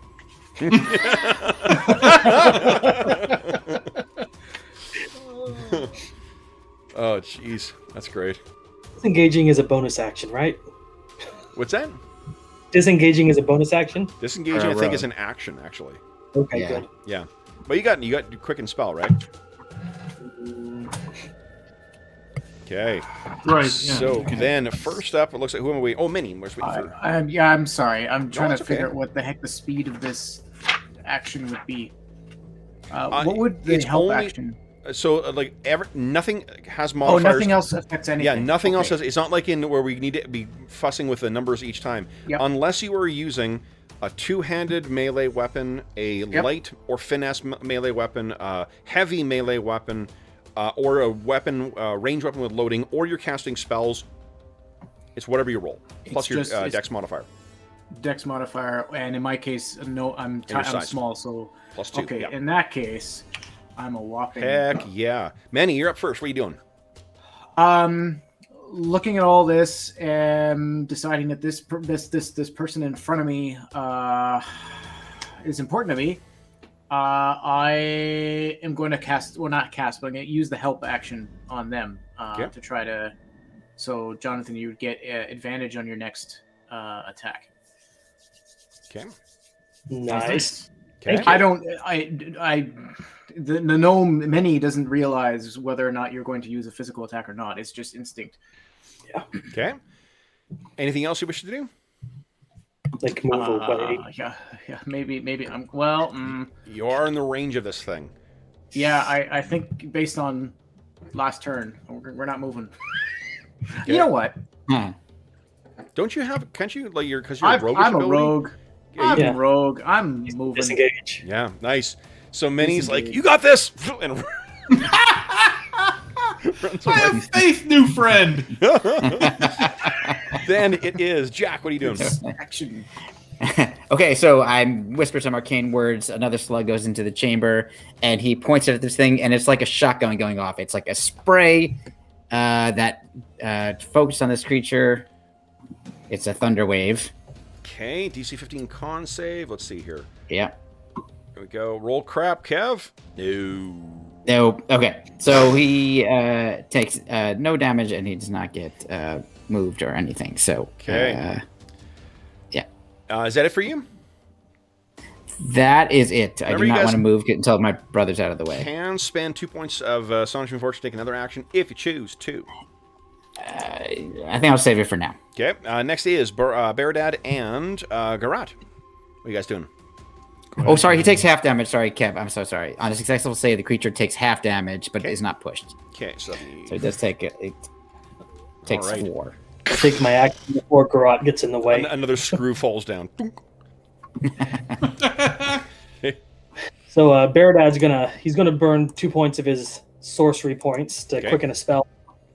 And as he getting help to his feet by Mini, lightning starts to crackle along his staff, and he just flings it right at the Warforged. Yep. 100-foot line, 5 foot wide, going that way, Okay. and eat it. Nice. Go ahead and click on it. Holy shit. All right. All right. Dex is not this thing's strong suit, so. Yes. Oh, Wow. Then All I'm gonna right. take his action to disengage. Flies, electricity plays across this thing. It's creaking. You can see that like some of the welding spots are kind of coming off on it. More bolts falling down in your brim of your hat, Jack. Then Gharat, or Garrett, what are you doing? Garrett is going to unsling his shield and axe and move over to give these guys, and then point at Baradad and give him a healing word. Nice. Oh, you're my friend. Thank you. We'll do it at second level, though. Okay, What? so go ahead and click on it. There you go. All right, so it didn't roll. You need to roll your... what's your spellcaster? Your charisma modifier? Plus 3? Plus 4. Plus 4, nice. So 2d4 plus 4. Oh, Gharat is as pretty as Baradad. That's nice. Okay, nice. 10. 10 hit points back. And then it is Varg. What are you doing, Varg? Varg is still fighting recklessly. Eat his soul. That means I got advantage on attacks on you, right? Yeah. Okay. He says, he looks at his brother and says, maybe that was an important screw. Ooh. Nice. 23 damage again. Holy shit. Oh man. And then he takes his second attack. Come on. Ooh. Let's flank. What's that? Well, Does all it- flanking does is give you advantage. Oh, Yeah. Flying gives you advantage, but you can't have more advantage. No, you can't Yeah. have triple advantage. Yeah. So, but you could spend Astonishing Fortune to re-roll if you choose. yeah, go for it. Do it. Do it. It's just 10 o'clock. It's bringing its hand up. Oh, no. Oh, we didn't roll yet. No. I won't. Should I do it? Do it. I do not care. Hobbs is like, no, don't do it. So I did it. Yes, he did it. Oh, 19. So Nice. close. If you had that Bardic Inspiration, you could have inched that up. So close, just not quite enough, which means it gets to make its attacks. So I think it's one for Varg, one for Jack. Varg, this one's coming in your direction. 28, I guess, is a hit. Oh, yeah. So, but I think you only take half damage and give us a DC save, and then that... Oh, man. I keep failing those. So you're back on the ground again. I mean, this thing's huge. We'll swing that truncheon tool towards you there, Jack. 16? That would normally hit. However, I will shield. Nice. So it just narrowly misses you and once again hits the ground and drags this furrow behind it. I think that is it for the round, guys. We're on to round 4. Think you guys can finish this off and then we'll take our mid-session break? I think so. Okay. Here we go. So, Andrew, you won last time, so here we go. Oh, Andrew beat my 5. Barely. I'm not until a 4. I don't know whether that's before or after. Oh, you know what? Hold on. I'm cheating. Don't cheat. I'm on a -1. This is a huge creature. Oh. Yeah. I'm at a -1, so you guys are all before me. Is it a bonus action to pull out a weapon? Yes, I think so. Okay.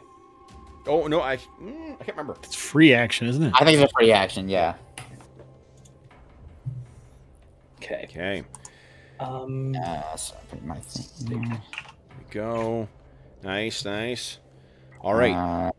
Sorry, I'm putting mine in. Okay. There we go. Okay, so I think, Manny, you're up first. What are you doing? No action. I'm using a bonus, my cunning action to hide. I'm gonna try to find some place among the building I'm next to here and try to Sure. hide away. Yeah. Go ahead. Give us a stealth check. There's probably leftover stalls or something you can kind of duck behind. Ugh, 24. That's gonna be tough for it to spot. All right. Next is Baradad and Jack. What are you guys doing? Go ahead, Jonathan. Okay. Does a helping hand last for the next round or my next attack? Does which? Or the helping hand? Is it for that round? It's if you attack before my next round, your first attack gets advantage. So it's done. Okay. Well, I'm going to activate my... he's going to pull out his bow, and he's going to try to sharpshoot it. It's probably not going to work, but... So your staff is dropping to the ground? Yes. Okay. For a moment. Oh, Okay. no. The arrow shatters on its armor. Next is Jack. So I'm trying the same thing again, even though I know it's super tough. But I'm going to fire at it with a thunder wave. Okay. Oh, that's good for the arcane thing. Let's see. It's dex save, con save. It's con. Yes. I failed. Oh, nice. Okay, so he takes the 9, and I'll just push him 5 feet straight north. Hold on. I'm gonna see if it's got resistance to that stuff. Okay, yeah, he might. That makes sense. Nope. Oh. Nope. No resistance. So sparks are where the I guess there's like deep furrows left behind as this thing's pushed back. Thank you for the wheelie chair. Then it is Gharat. Or Garrett. I keep saying that. Funny. Garrett, what are you doing? I'm fine with Gharat. It doesn't matter to me, but you're called. Yeah, your character. So you go. All right. So I actually have my axe out and stuff, so I'm going to keep trying to help. I didn't know if Jack was ever going to do anything other than play with his pistol, if you know what I'm saying. Ooh, that's a solid hit. Holy shit. So with this thing's attention focused on the other two, you can see a giant rent in the side where Varg has left open. You can see there's like or some kind of gears going in there, and you bury your axe within those moving things, and it does not seem to work well for it. It staggers back. This thing seems to be on its last legs now. Varg, you're up next. Even though he's deep in his rage, he has fought with Gharat before, and now that he sees that he's across from him, and he sees how hard it is to hit this thing, he's going to use that to his advantage instead of fighting recklessly. And also, he's going to not use his extra damage. He's just going to try and precisely strike it. Okay, down. Let's see if you can do this. Can you bring this Titan down?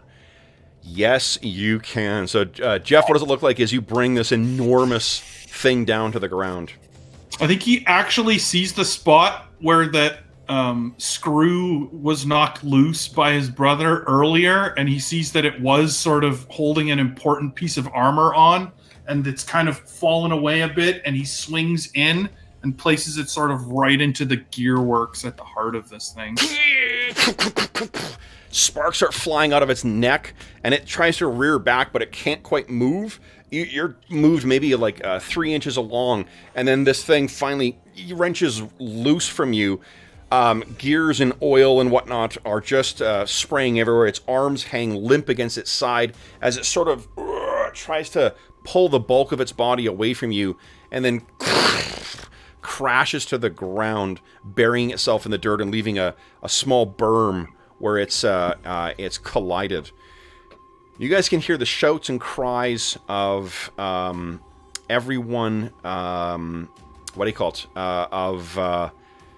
The guards, the militia, the agents of House Thirash, who are all going to be coming in this area. I'm guessing a hasty retreat may be in order here. Yeah, their dad just down and grabbed his staff and said, "Gather around, we must flee." And for a split second, Jack, you can see that Meni is being helped up by this Dragonborn that was with Varg. And for a split second, you can see that bag, the valise that he had, that agent of House Thirash, slings in front of her, and then she quickly secrets it away. They're all going together. Varg and Jack, what's happening with you guys? Which way is everyone making a break for it? You need to go and get... I think you guys have a boat secreted near the outskirts of town. If you can hop in there and get into the swamp, you should be able to lose everybody. Jack, sorry. Unless you're being pursued by someone with the mark of finding.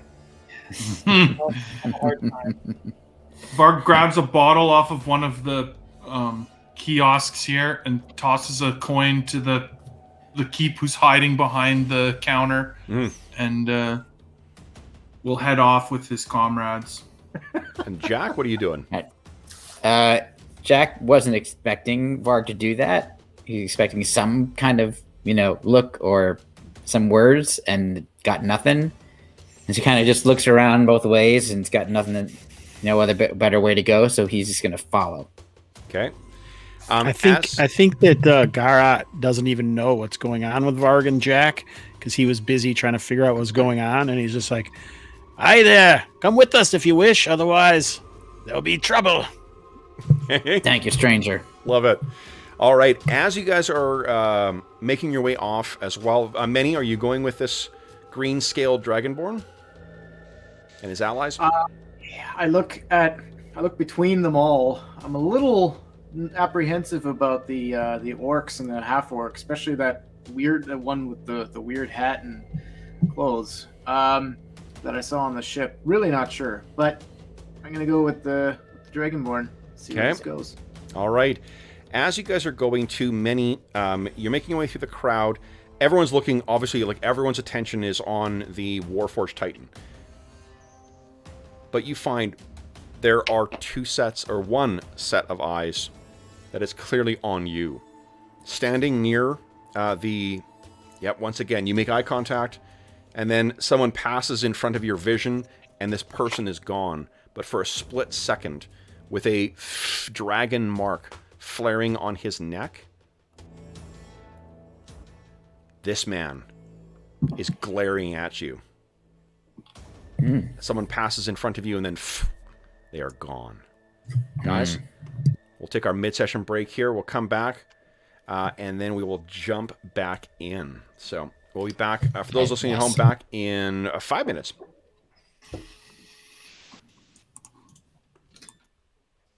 Boom. Okay. And let's see here.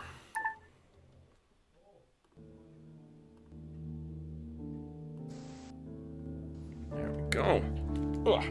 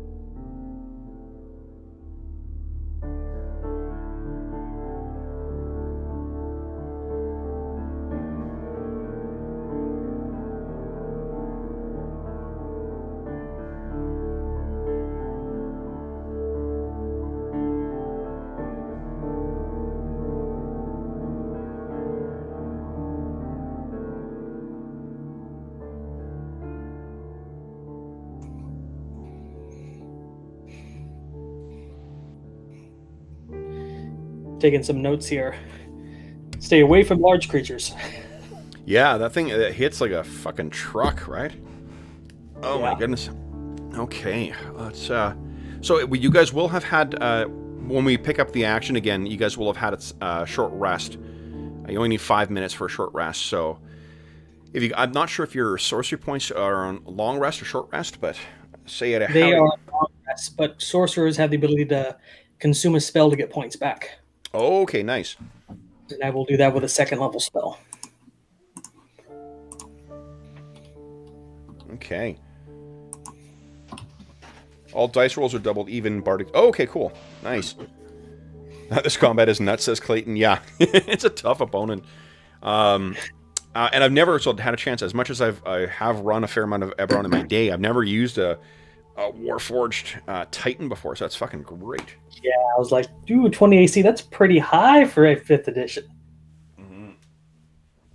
Yeah, it's I was like, tough. I need to lightning bolt him quickly. Yeah, nice. All right, then, guys. Let me, I'll do. It's been fun rolling in chat. Let me. Okay, got you guys back on the screen. Let me just add the other things I need in here. Hope the viewers are enjoying.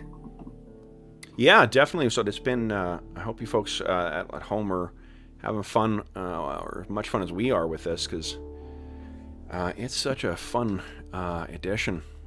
Okay. And anybody watching at home, I've played very little 5th edition.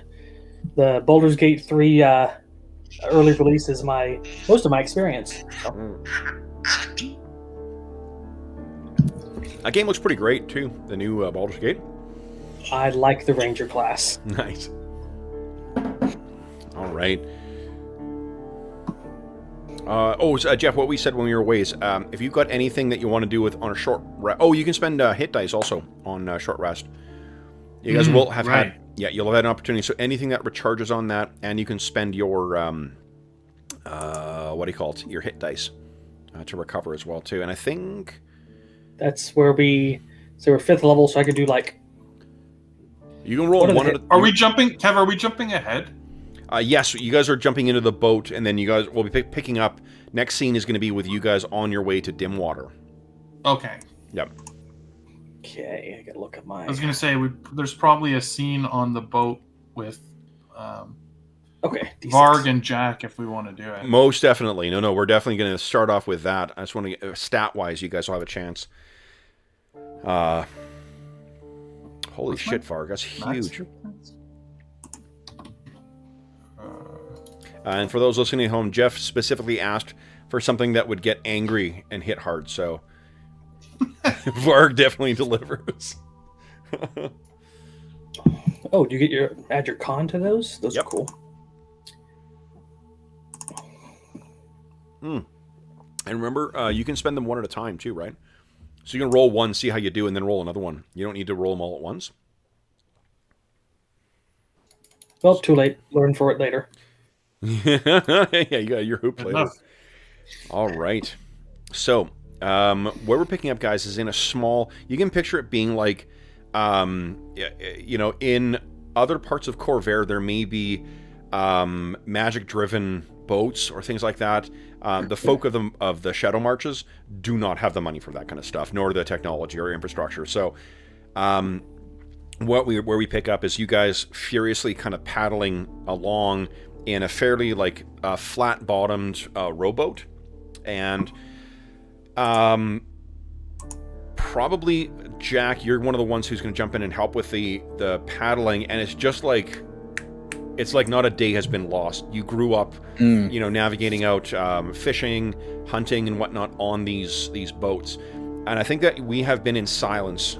It's probably something akin to either of the two pictures, or what you guys can picture for what the terrain is like here. The creeping moss kind of hanging down, the big, I think they're cypress trees that are sticking out of the water there, and then the channels of dark or black water underneath you, and the air is just alive with things. I think the last time you've seen something like this was maybe when you're in the Kabara jungles, or in the God, I'm not sure if you've been to Zendrick yet, but this is definitely a place of a primal area, untouched by everything that's happened to the east. So, Jak, I think once we've unless you have something else. Yeah, go ahead. No, you take it, Jeff. Go ahead. Okay, I was going to say, once we've sort of furiously rowed away from the docks and have gotten deeper into the swamp, and everyone sort of, started either paddling slowly or put their paddle down for a minute to catch their breath, Varg gets up. He takes the bottle that he bought from the vendor.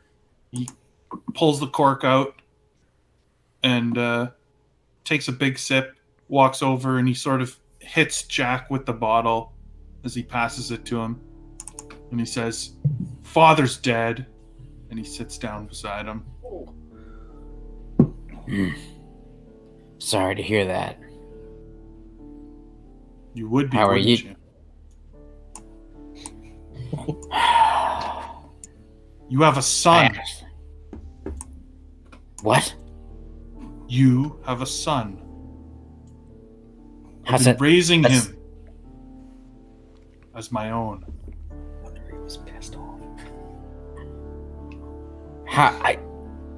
Do I know if I can like recall that this might be possible? What's her name? Arab. So, the night you left, one night, you knew Varg has held a torch for her his entire life. You had one night with her. I know my brother, and I know he wouldn't lie to me, of course. So I know this is true, but like I am not responding because like trying to process all this is just like a complete mind fuck for me because it's not at all what I anticipated. I knew he was gonna be angry at me, and I just assumed it was because I left, kind of abandoned the family, and now I realize it's so far beyond all of that. I just see take the a look swig. of sort of tough in his face, and I look at him and I say, "She's gone too. It's just been me and the boy for the last 2 years, and now I'm off cleaning up your mess, this dragon mark." You have to know that I had no idea. I had no idea. I can't say I would have done things different. I was a young, hot-headed man, but... I wouldn't change anything, but, you know. Well, it's true. I can't lie. Yeah. I don't know. I needed to get out of this place. Varg, would it be out of character to require you to make a wisdom check to avoid shoving him off the boat? I think he wouldn't necessarily shove him off the boat, but he would. He puts his big orc hand sort of around the back of his neck, and sort of like squeezes it, and it would sort of be a check to see like how hard does he squeeze his brother's neck as he sort of takes the bottle back from him. Yeah, go ahead. Well, Gharat, but you know his son. You think it's his. Everybody thinks it's Varg's son. Or at least that's what he tells everyone. Ooh. I think it's sort of like when he hears the crack of his, the crack of the bones, then that's when he stops of realizing he's like squeezing much too hard.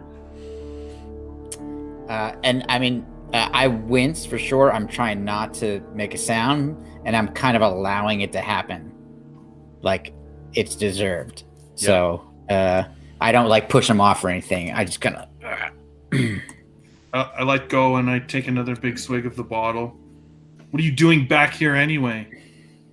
Don't you have better and bigger things to do than worry about us? Look, I don't know what to say. It was a mistake. I'm a different person than I was all that time ago. I've seen and done things. Some wish I hadn't, some I'm glad I did. But I'd never wish this for you or for Father or... Is it Rob? Is it Arab? Is the woman's name? Is the woman. Arab. Or... And then he can't almost bring himself to say it. My son. What's his name? Yargol. Yargol's your father's name, too. Oh. He looks like him. I mean, he's more like your son than mine, obviously. I'm sure he doesn't know. Did you tell him? Of course not. What, that his father's a loser? And a runaway? A degenerate? Forget it. I wish I could say those things weren't true. But I think you did the right thing. I wouldn't have been a good father. I think you been much better dame than I ever would have been. Oh yeah, real good father. Out here in the swamps, trying to restore some balance instead of raising him properly.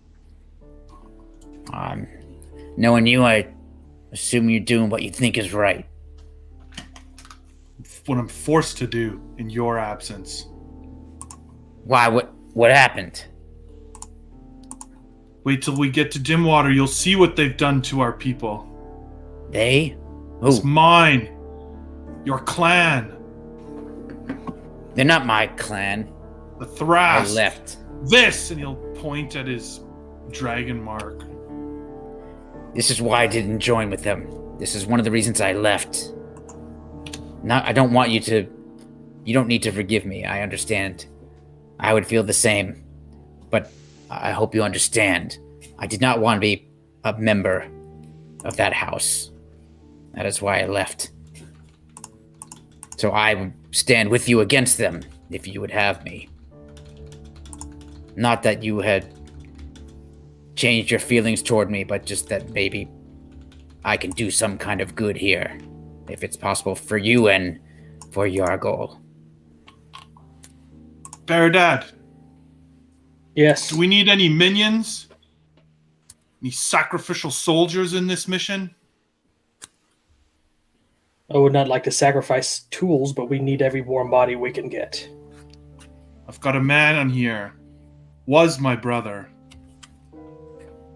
Willing to try to be again. First, he's going to help us. You tell me what to do and I'll do it. This is the man with the plan, and apparently this gnome here is the key. And you Indeed. point down to Many, who's probably been very quiet to this point. Yeah, so what's Many going through here? This may be the first opportunity she has to say anything to these orcs, half orcs, and dragonborn.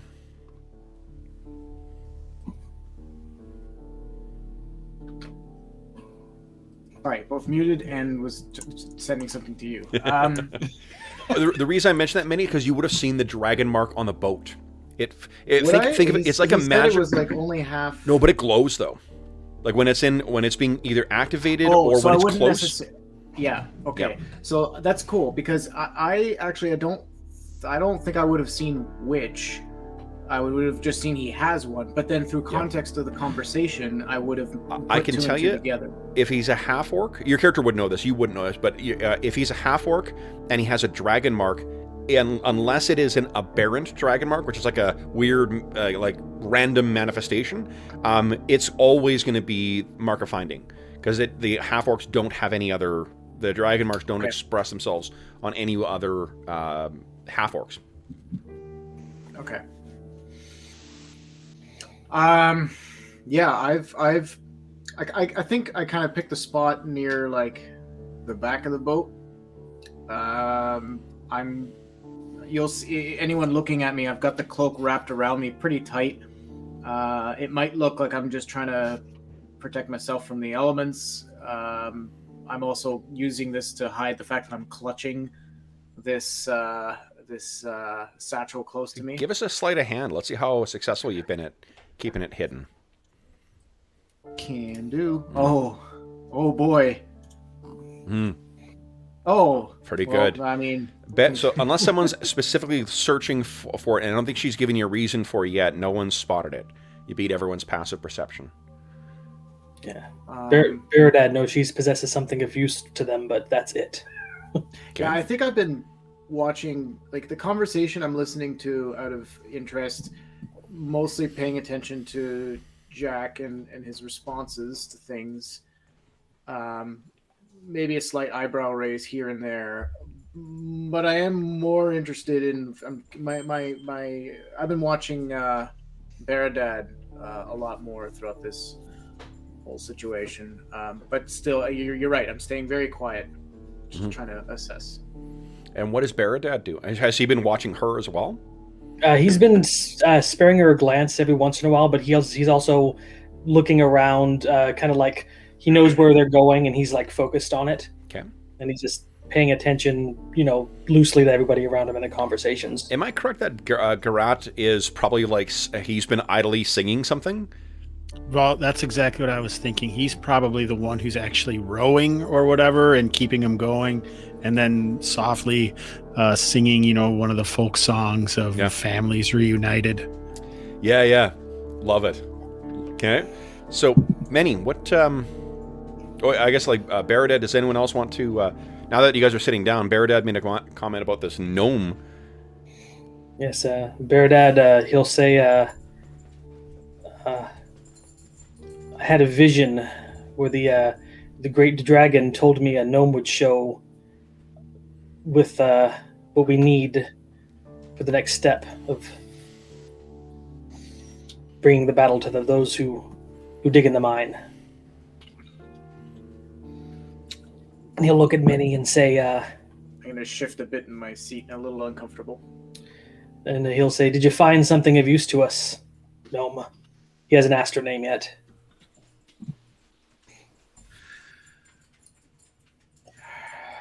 I don't know what is or is not of use to any of you. I don't even know who any of you are, or what your purpose or intent is with me, or anything that I may or may not have. Baradad just grins at her. It's a lot of doublespeak from a gnome. We are the Skybreakers. It's kind of what we're known for, Dragonborn. He'll say especially a reporter from Zilargo. Now, how do you know that? Vision from the great dragon. He tells me many things. Yes, well, words can be misleading. Words can be insightful. 5 words can best 1,000 swords. So tell me, what has this dragon told you? He's more shown me that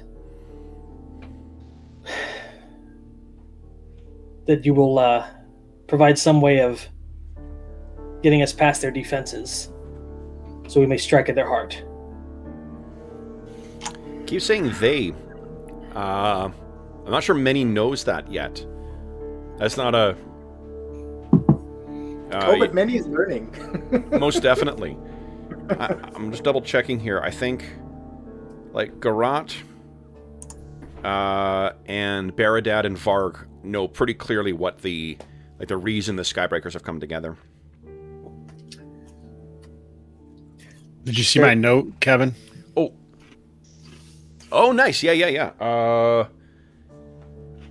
Go ahead and... Oh, you know what? Why don't, Andrew, what's going through Manny's mind right now? What the hell have I just got myself into?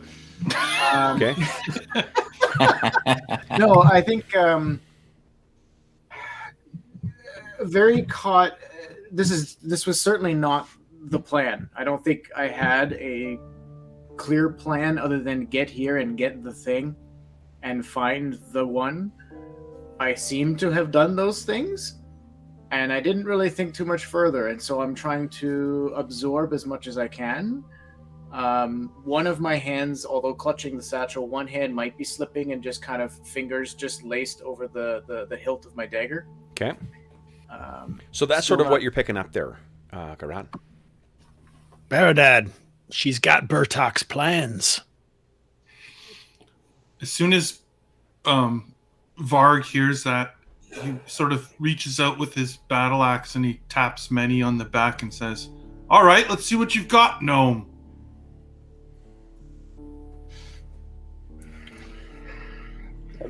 Baradad will feel like I've reach got over with the staff and push the axe away just a little bit.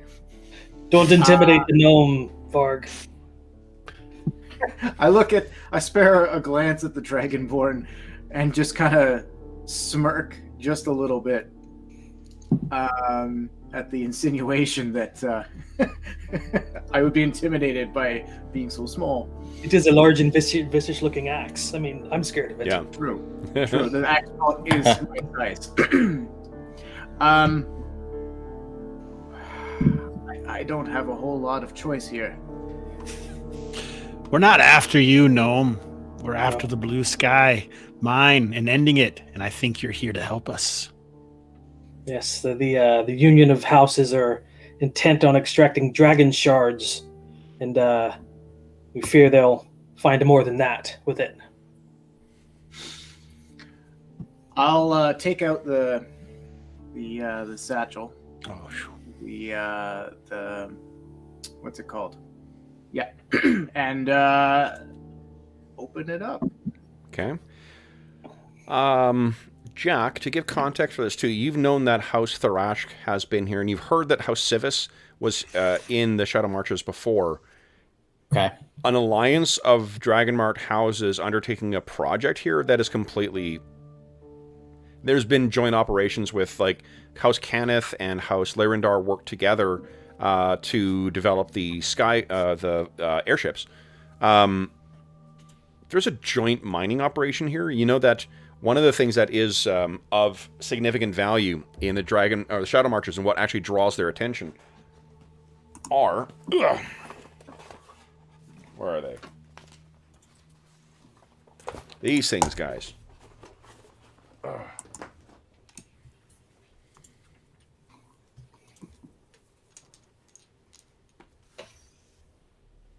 Dragon shards. Mm-hmm. Solidified magic that can be used to work, especially with the technology developed by House Cannith. Phenomenally powerful things. There's been House Thirash, because the Mark of Finding makes it easy to locate where they are, and they've generally had a monopoly on them, and it is usually relatively small-scale operations. Mm-hmm. Kev, real quick aside. Yes. Where do the dragon stones come from? Like, do the orcs who live here have a possessive feeling about the ones that are buried here? Are they viewed as sort of historical treasure of the orcs kind of thing? It's not so much a treasure as it is a natural resource that can be used. Even the orcs, like both of the different religions that predominate here, the druidic-led gatekeepers and the cult of the dragon below, both of them can think of ways to make use of those dragon shards and to and to use them to work, powerful magics that would be you would be incapable of doing just on your own, or fueling incredibly powerful magical items as well too. And the Shadow Marches have more dragon shards, like in the earth, sitting in the marshes and moors and swamps of the marches, than anywhere else in Corvair. It's a bounty. Okay. No one's, but what is new is the Blue Sky Mine, which is a joint operation. House Thirash to find them and to basically to keep the locals kind of in line. Well, and these are mostly outsiders, correct? Okay. Oh, most definitely. Every other house, definitely. House Cannith, you seen that Warforge that you guys fought? Imagine something like that being put into mining operations. Right. House Lyrindar to help transport stuff, as well. House Kundarak to help keep it safe. There's a huge host of houses that have come together for this kind of in an unprecedented way. And the other thing that they've done here, which is different, the Blue Sky Mine is the first strip mining operation. Just destroying everything. Absolutely. Beardad is extremely concerned because the vision he got from his great dragon was that their alliance would unleash a great evil that would rend the earth and burn the world. Anyone, even with a passing familiarity with the gatekeepers are called that because they keep gates. And if the earth, the dragon below is not a figurative speech. The sort of Underdark in Eberron is Kyber, is this realm of madness and chaos and violence and flesh warping things. It is the things that ruin, that destroyed the Hobgoblin or the Goblinoid Empire. Before the humans ever came here, the only reason the humans got a footing in Corvair is because the things trapped below by the gatekeepers came out and devastated their empire. So knowing that, I think that as soon as Manny has got this thing out, Varg will kind of stand up in the boat and come forward and take it from, or attempt to take it from Manny. Let me see that. So what does Manny do? Oh, you're muted again. Yeah. Everyone drink. Sorry. Yeah, exactly. Call me Mo tonight. Yeah. Mo, love you. It was fucking great because Mo called it on last weekend. Someone else was muted and Mo was like, drink. Yeah. Sorry, I was doing and I figured you guys don't want that sound in your ears. There was a moment's hesitation as I try to clutch it, just because of the information it could hold. But I think as soon as Varg sees the hesitation, he's like, "May I?" Oh. But of course, courtesy will go a long way. Beardad seems pleased at Varg's polite request. He takes it. Okay. Probably looks at it for a second and just hands it over to Yeah, like you look at Dad. this, it means nothing to you. It's just, this is, and you hand over to Beradad. Even Beradad, you look at this, and this is, you can give me an Arcana check at DC. I think I'm going to set it at 20 for you. You have no idea. This is, you would think it would be some kind of arcane scripture, perhaps, or arcane markings, like as if a scroll, but it's something completely different. Beardad sighs and says, "I cannot read it." Give me Perhaps that is a history check, though, Beradad. History. Ooh. But what you do recognize in the bottom right corner of all of these sheets is the marking of House Cannith. House Cannith. How you would know that House Cannith is the House of Artificers. They bear the dragon mark of making. His eyes will just shift over to Jak real quickly, note the gun, and pass one of them over to him. And Jak, can you make this out? Okay, so you get this, and Jak, you would immediately, given your background, you immediately recognize this as these are schematics, but they are incredibly complicated. It's going to take you a while to study these to get a sense of what the hell this actually is.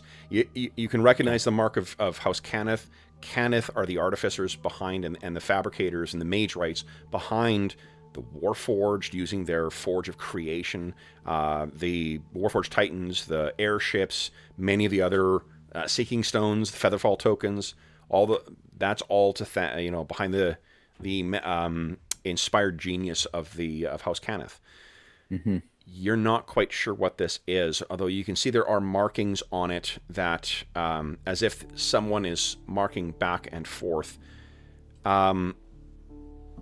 If you search the rest of his contents, this is more the correspondence that's in there. Mm-hmm. It is more of what you have seen before. Coded, using secret names or hidden identities. You definitely have identified one of them, thanks to that breakthrough that you recently had. You know that one of the names hidden behind a pseudonym is that of Bertok Torn of House Thirash. But the others, you... Go ahead. Okay. I tell the others, this man, and I look over at Jak, like hand still on the book, but just twisting my head to look at him. This man that you spoke with, or the man that spoke to you on the journey here, this man is what has brought me here. And this green dragon, I look at Beradad. You're not the only one who has had a vision. If we can find him and what Torn is doing, this could unravel the rest. Berdad is extremely focused on Many when she says she had a vision from the Great Dragon. So Bertok, Torn, Varg, and Gharat, you guys would both know, is effectively, he's the foreman. He is the person in charge of the Blue Sky Mine. He's been away. But now what you realize as well, Many, it will be, it's going to be about 2 or 3 days, depending on the weather, 2 or 3 days travel to get to Dimwater, guys. And everyone you know is there. Like Yargle. Yargle's your son's name, right? Varg? Yeah. Yeah. Yargle's there. The rest of the family, like the rest of the community is there. They have Dimwater as sort of like a safe harbor for you guys. But it's going to take you a little while to go through the coding here, Many, as well. Yes, I'm going to need some time to... I have the startings of an understanding of the encryption that they have used here, but I'm going to need time. Time is not something I think I have a great deal of. Make this simple for me. Will we be able to use this to destroy their Blue Sky Mine? I'll tell you this, and I'm sure all of you already know the danger of what you're trying. Put it this way. I have already narrowly survived one attempt on my life, on just in getting here, because of what I have uncovered, and what I've uncovered is not much. So I will tell you that these people, they want to see this information destroyed. So if it's that important to them, So, Varg, yes. The answer is yes. That's all I need to hear. Grabs his bottle again and sits back down. I see. Starts rowing the boat towards fewer Dimwater. words with that one. I see. And I will need time to try to understand what these blueprints are the designs for. Okay. So, as the first evening of travel back towards Dimwater begins to fall, you guys will want to start looking for a place to lay down. It's not until early evening, or just, dusk, really, when you guys come across... Yes. Yeah, really? You gotta stop the Star Wars references. It's again that movie is full of just a ton of terrific, weird deliveries of lines. That for sure is one of the best. When she stops and stares off, like you just picture the entire crew sitting around being like, Is she okay? "Yeah, she... in a minute there." Or... Oh, jeez. This is a non-sequitur. Did you guys see that thing was making the rounds on Twitter today of Michelle Pfeiffer's one take of like whipping the heads off of those mannequins from Batman Returns? No. Oh, it's fucking great. I remember Batman Returns. Yeah. What? So the scene in Batman Returns where she whips like the things off, 3 heads off, and then skips away. One take, and immediately after they called cut, the whole crew breaks into applause. That's awesome. Yeah, it was really cool. She learned how to do the whipping, so she could do. She was not a stuntman or anything, so she was. No, yeah. It was pretty awesome. It's actually one of my favorite early Batman movies. Yeah. Well, your Awesome. choice was that, the 89 one, or the Adam West one, so... I'm going to say, what are you comparing it to? It's the greatest. I don't know. Maybe the only other one that was even Batman. good was Master of Phantasm, and that's a different category. Yeah. Still awesome, but All right. So then, guys, what you come across is there are no lights in this, but you find, which is not unusual, a shack in the middle of the swamp, and this will keep you out of the elements for the evening. Now, hopefully chicken legs. yeah, Baba Yaga. That was my first thought.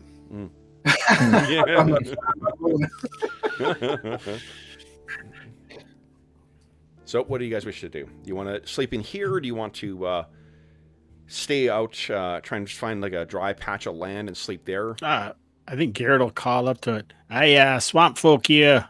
Needing a place to rest. Anyone there? Call out, see if there is, and check it out. Dead silence.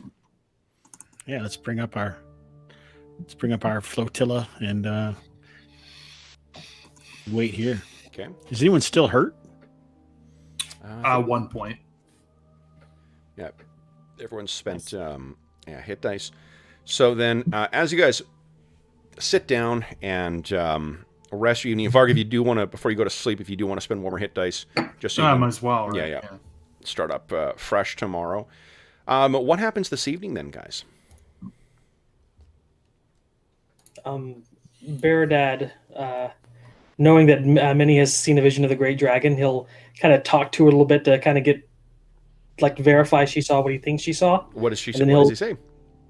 He'll say, so this vision you had of the Great Dragon, tell me of it, if you would.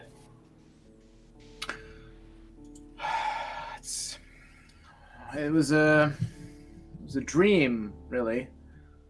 Or at least I thought it was. I don't really know if I was asleep or not. It was more a voice and a vision in my head. Not even sure. I just knew.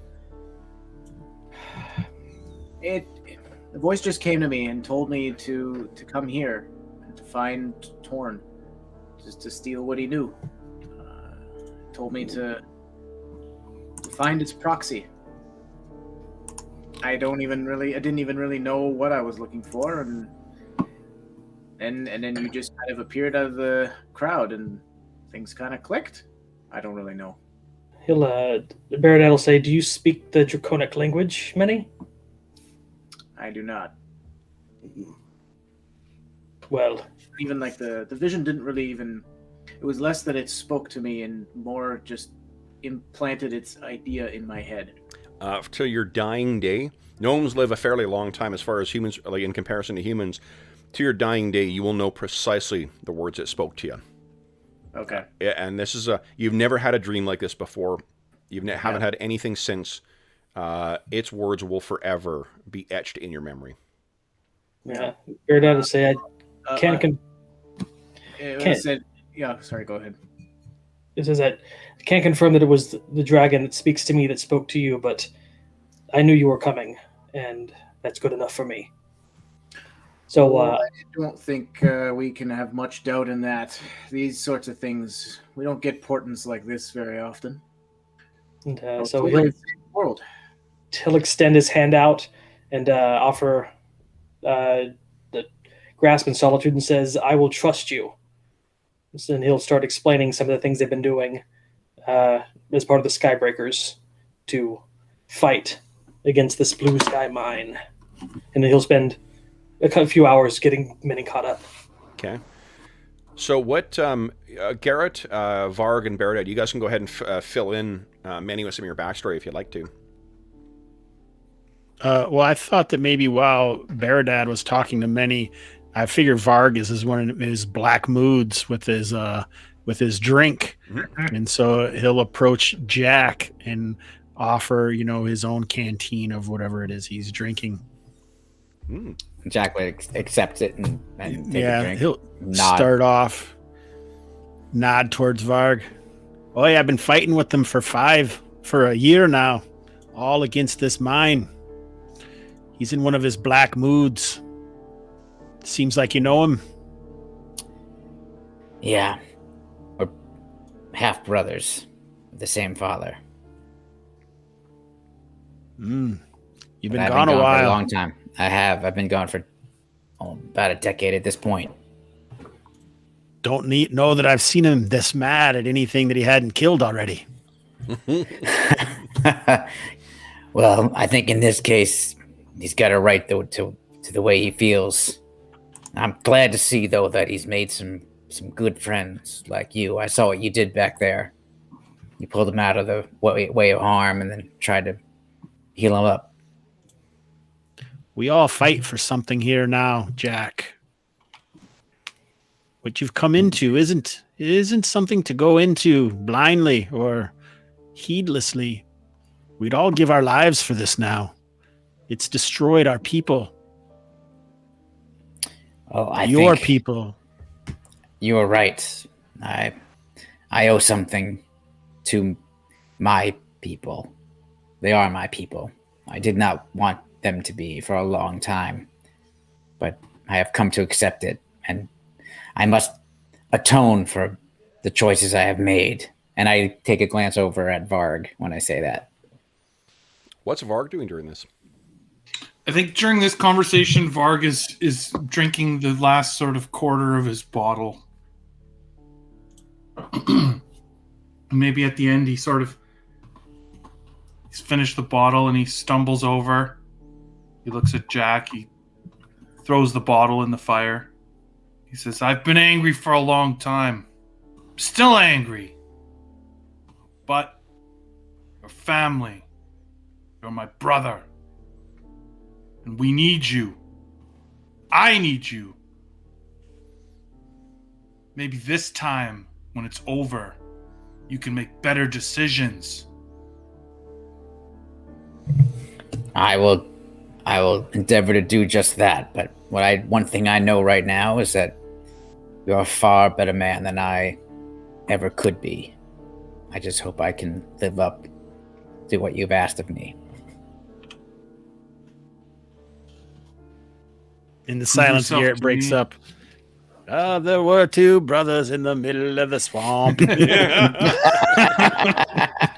One was a man and the other was not. I think that Garrett's music puts Varg to sleep, as it has many. It's a good sleep. A good sleep. Yeah. All right. Literally put you to sleep if you like.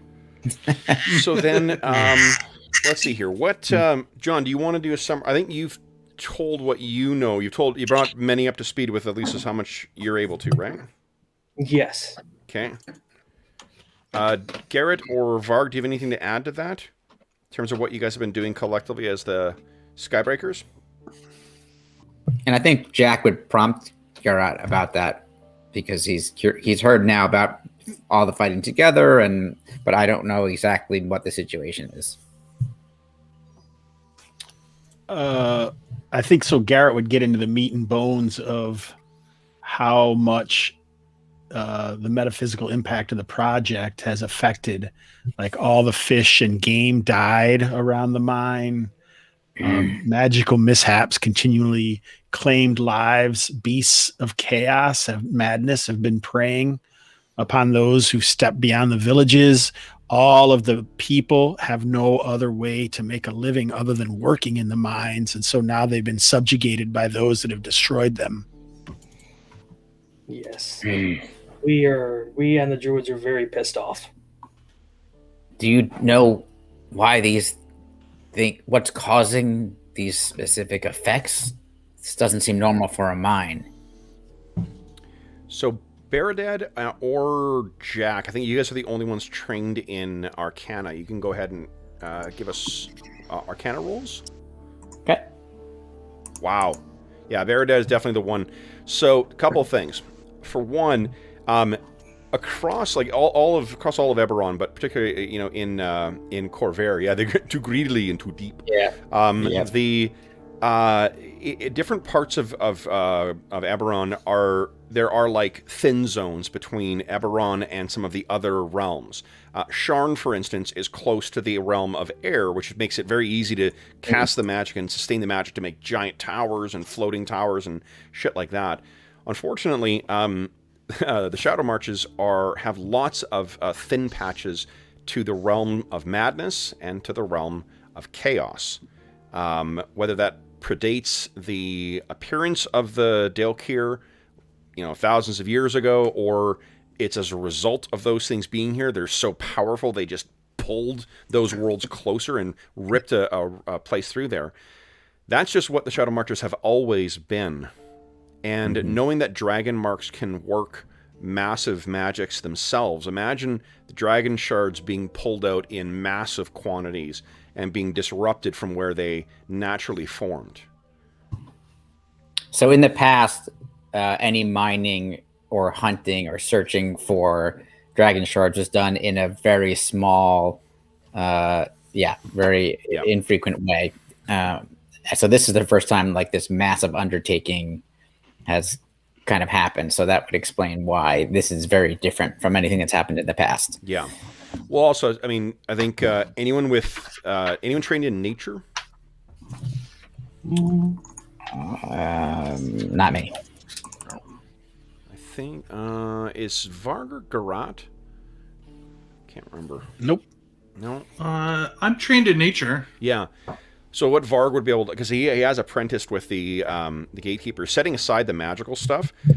Strip mining is an enormously ecologically damaging activity, and when you live as much as like wetlands can be dangerous for people to humans to live in because of like infections and the creatures living there and all this other shit too. They're also very, very delicate, and it's easy to fuck up the ecosystem in there. And if there's even like some pollutants that are killing a keystone species, it just devastates the region. So the fish that they would traditionally rely on aren't there anymore. The water birds that would prey on those things, or the insects that are there, not there anymore.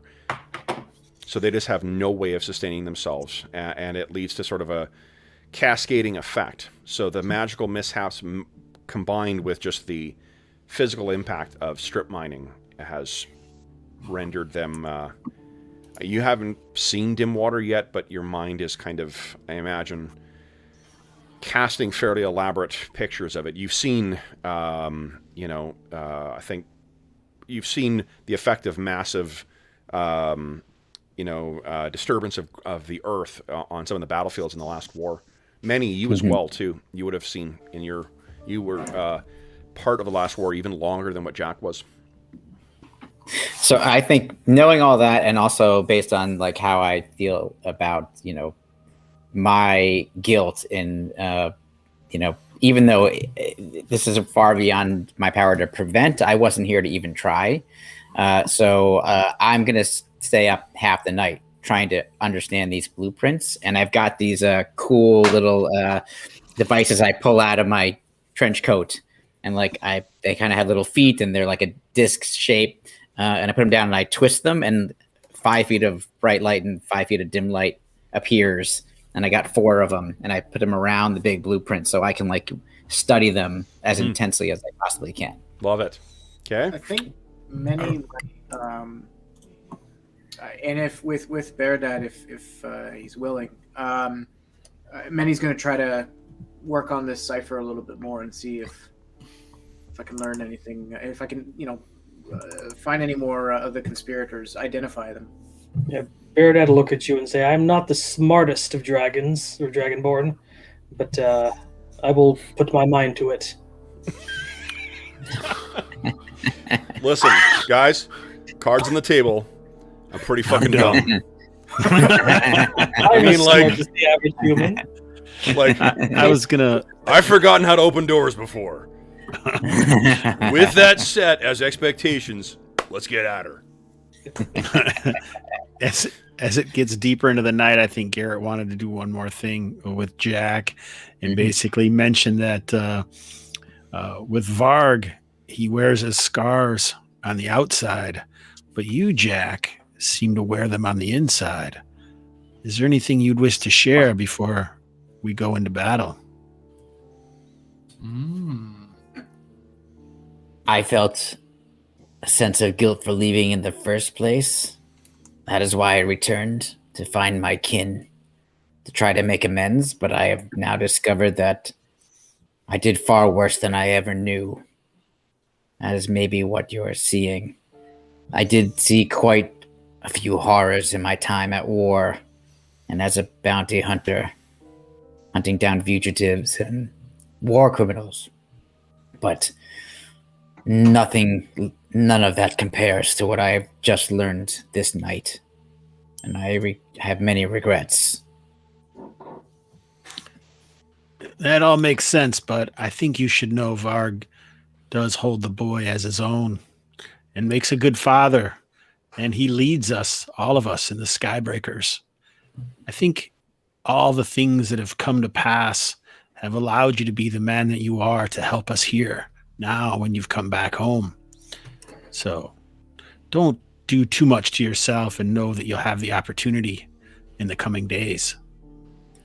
I hope what you say is true, and I hope that I can live up to this chance that has been given to me to make things right. But I will not step in the way of my brother and my son, I won't even call him that. He is Varg's son. I would never want to do anything to put that relationship in any kind of jeopardy. He will not know unless Varg is the one who wishes to tell him. I thank you for your counsel. I appreciate it. Let us know what you figure out. I'll do my best. If Baradat hears any of that, he'll interject something. So was that loud enough for him to pick it up? Sure. Yeah. Baradat will look up and over at the two of you and say, from someone who does not know much of his past beyond 4 years ago, knowing where you come from is important. But know that while you still have breath in your lungs, you can work to change the world. Wise words from... Is it Baradat? It is. Wise words from you as well. Yeah, one of the I'll things see what I can do. that is for Varg and Gharat, what you know. I don't know how much Baradat talks about it, but Gharat, you certainly would have heard that Baradat just seemed to come out of the swamps one day.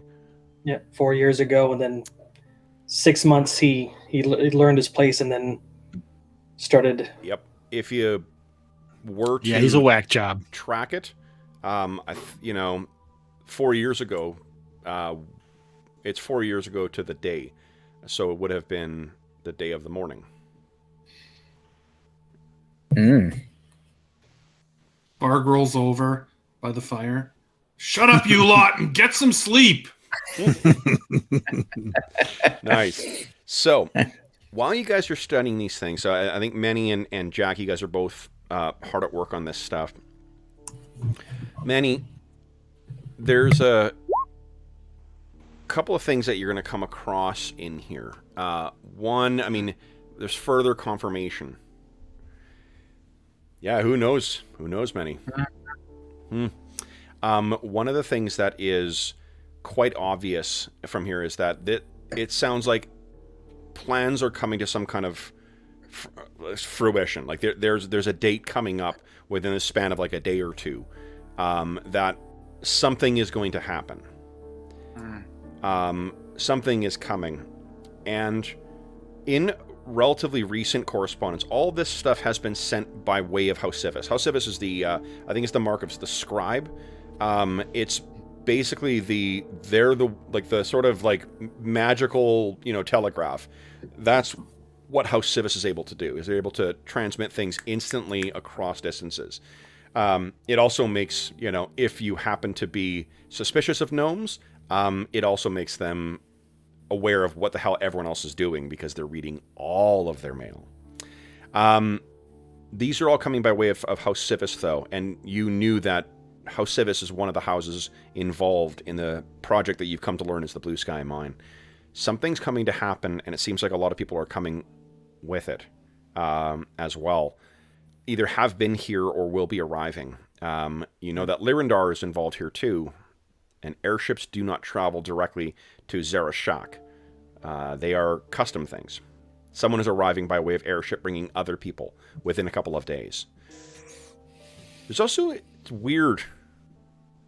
What was the name of... Airships require a very specific... is there even moorings for an airship way out here? You can control them quite easily. You don't need... if you want to travel with, care... Sorry, say again? Only so many ports within the continent, or only so many cities that actually have a station where an airship could land. Oh, but you can easily, you can get out of there safely otherwise. Okay. Yeah, okay. You don't need a special mooring to get people off of them. You can easily. It's the versatility of those crafts if you're lucky enough to have one. What was the name of the town that the guys said they were going to? Dimwater? Dimwater. Because there's mention of Dimwater in this correspondence. Well, would I not just think that's the strip mine that these guys have been talking about? Dimwater is one of the communities near the Blue Sky Mine. It's not the only one, though. The footprint of the Blue Sky Mine would go out tens, if not hundreds of kilometers or miles. Okay. So there's something of this town that's important. A meeting? It appears like there is some kind of action being planned against it.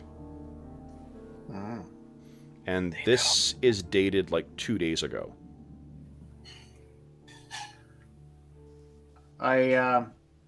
Jack's still across the table from me, right? Yeah, Jack's still working on his project, yep.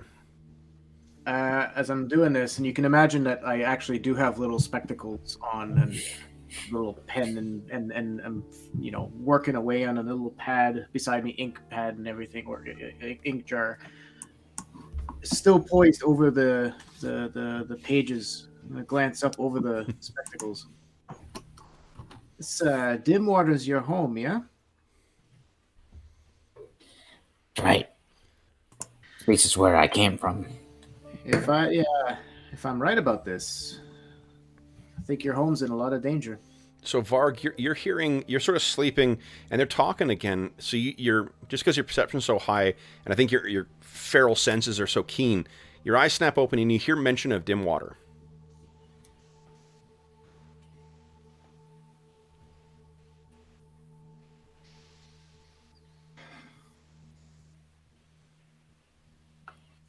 I don't know what I would say. What did you Might hear? wake him up, but Well, we can it's extrapolate that. I would share this all with Jack and say it looks like an attack of some kind, or some, not an attack. Looks like some sort of activity is coming, and it doesn't sound like it's good. It sounds like it could be an attack. an attack? I can't be sure. I'm still learning this cipher. It mentions some sort of action. This mine has already devastated our people. What kind of an attack would they be putting on our village? the You're correspondence. all part of the resistance, are you not? The correspondence seems to refer to some kind. It makes reference to resistance or truculent locals. That's what. Like, you're part of a resistance. Do you have any idea about the extent to which the people running this mine know of your activities? Do you think they may have caught on? Or you're Caught on. Well, we've slain them in numbers. I'm sure they've caught on. well, maybe they've decided that you're too loud and you're too troublesome. Oh, man. If our actions have doomed our people, I won't be able to live with myself. We must hurry back. First light. So many. There's also mention of something, some cargo that was, and again, like the name is hidden behind something, but you know it's referring to Bertok Torn. And I was already aware of cargo he had on the ship, but I thought this was it. no, that's what you thought, but Yeah. there's reference to something in there. And Seems like Jack, this- as you're talking about this, you sort of you realize that you've been looking at these plans kind of all wrong, and if you sit the things on top of each other and hold them up, it reveals the full actual plans on it. Mm-hmm. This is something that is beyond, you would never be able to design or build or whatever this. This is beyond the scope of yours. This is also a breakthrough of such cataclysmic import. It is a bomb. Oh. The bomb, if it has this as many dragon shards wired into it and working through it, this would be the equivalent of perhaps 100 airships, maybe more, all blazing off and detonating at the precisely same time. The cataclysm that cause the destruction of a creation forge or something like that. That's your best guess.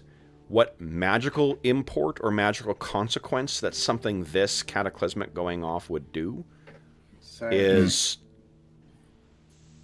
unthinkable.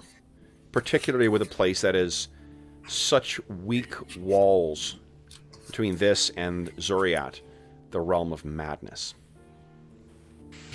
So I'm gonna speak to whoever is around and awake. I seem to be, sort of blown away, no pun intended, by what I'm seeing. This is an explosive device, unlike anything I have seen before. The scale is incredible. This would devastate not only dim water, but the land for leagues around, and break the plane, break the fabric between worlds, possibly. This is devastating. Varg? Why would they do this, brother? I'm guessing, for what many were suggesting, to destroy any resistance to their operation. Well, unless this is the operation. Hmm. Do they seek to bring about another morning? Don't see the advantage to them of that. It seems like they want the dragon shards, but if you start perhaps looking through many 2 years worth of references, all sort of suddenly fall into place here. You've been working for this long. The consequence of the morning was to grind the last war to a halt. It forced every belligerent to stop fighting. Over the course of the last war, there are two things that happened.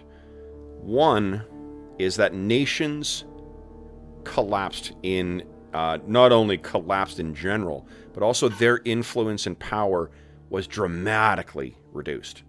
Where there were 5 nations that made up Galifar at the start of the Great War, the last war, they are only 4 remaining, and then there are so many successor states that have popped up in the interim.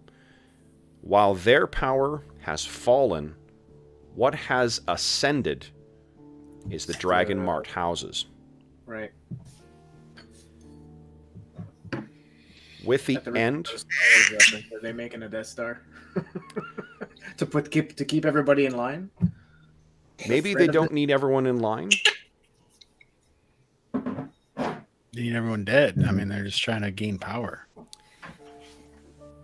Beardad is becoming enraged. He starts mumbling to himself, "Dragon shards were not meant to be used this way. I will find and kill every last one of them." Varg, I think that your experience with the gatekeepers may have some insight here as well. Gatekeepers. Remember the gatekeeper druids? They are the ones who, thousands of years ago, tens of thousands of years ago, sealed the Dalekeer below with, it's figuratively speaking, but using gates. The yield of this is probably not going to be equal to the morning. It would not devastate an entire region.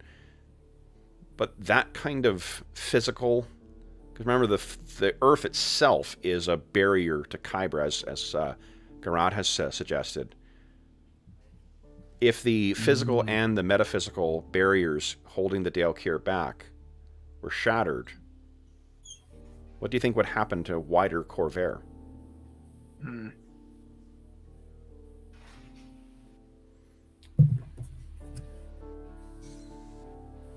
So many triggers in this game. Gatekeeper. I mean, I don't even know what's going on. Maybe another conflagration, more war. Like new the great war? dragon said, it would burn the world. Maybe unleash Kyber. I don't know I if don't there's know what would something in my history that I'm supposed to remember, but I don't see it. Perhaps, I don't know what would happen, but I think the dragon marked houses would certainly gain power over the governments that exist. Perhaps the nihilists I see. waken the dragon below have infiltrated the houses. Oh, and they are dragon marked houses, so maybe that has something to do with the Dalkir or something. There are cults of, though they're certainly more populous here, the cults of the dragon below are secretive and hidden everywhere across Corvair. I look at Beradad. Who's to say that you and I are the only ones having evening visits from dragons? I do not pretend to know the mind of the great dragon, but I'm not talking about that dragon. another dragon? So, Beradad, his like face falls as he contemplates that particular possibility. And then he shakes his head and says, "No, I will not accept that." so Well, they have made a mistake trying to make their play in Orc lands. We shall kill every last one of them and end this madness before it can destroy the world. We must find this device if it's been built already and destroy it. Do I get a sense from the plans how large this thing would be?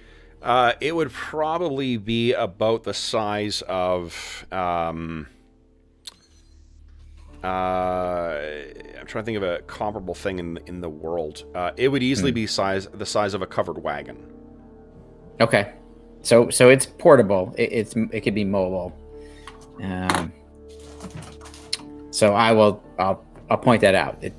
This is how big it is, and Varg, Beradad, and Gharat, you would know well that House Thirash has heavily defended transports that bring the dragon shards from the Blue Sky Mine to Zarashak and back again. The dragon shards, all the orc tribes that are around there that aren't directly benefiting from it, even smaller scale mines, they have to do that stuff to keep the dragon shards safe. With this, they have the added benefit of Warforged. How many dragon shards would this bomb need to blow a hole all the way to the dragon Kyber? I'll take a look. Yeah, it's. I mean, it would take a staggering amount of wealth to buy them. Dragon shards are relatively rare too. So imagine trying to fill gosh. I just mean it's like hundreds, thousands, tens of thousands, hundreds of thousands. Just sort of a ballpark, not an exact. It would be probably hundreds to get in there.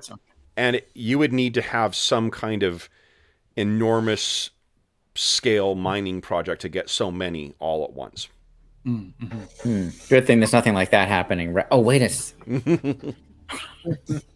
So can we paraphrase maybe? So it seems like a cult that's compromised of multiple dragon marked house people have gathered together to make this mine, to get these dragon shards, to create a bomb, to blow a hole in the metaphysical and physical barrier between here and Kyber, to unleash the Dalkir for as yet unknown conflagration, right? Right.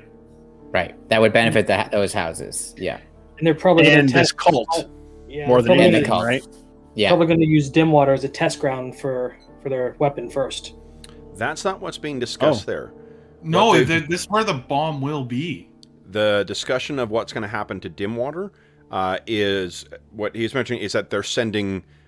It's a reference to a standard response, which is taking about you've seen that happen when the reason you've been secretive about the Skybreakers and you can't openly just pick one location is because they can bring an enormous amount of force down on you, and other communities that have been found to have supported them, they've just been taken.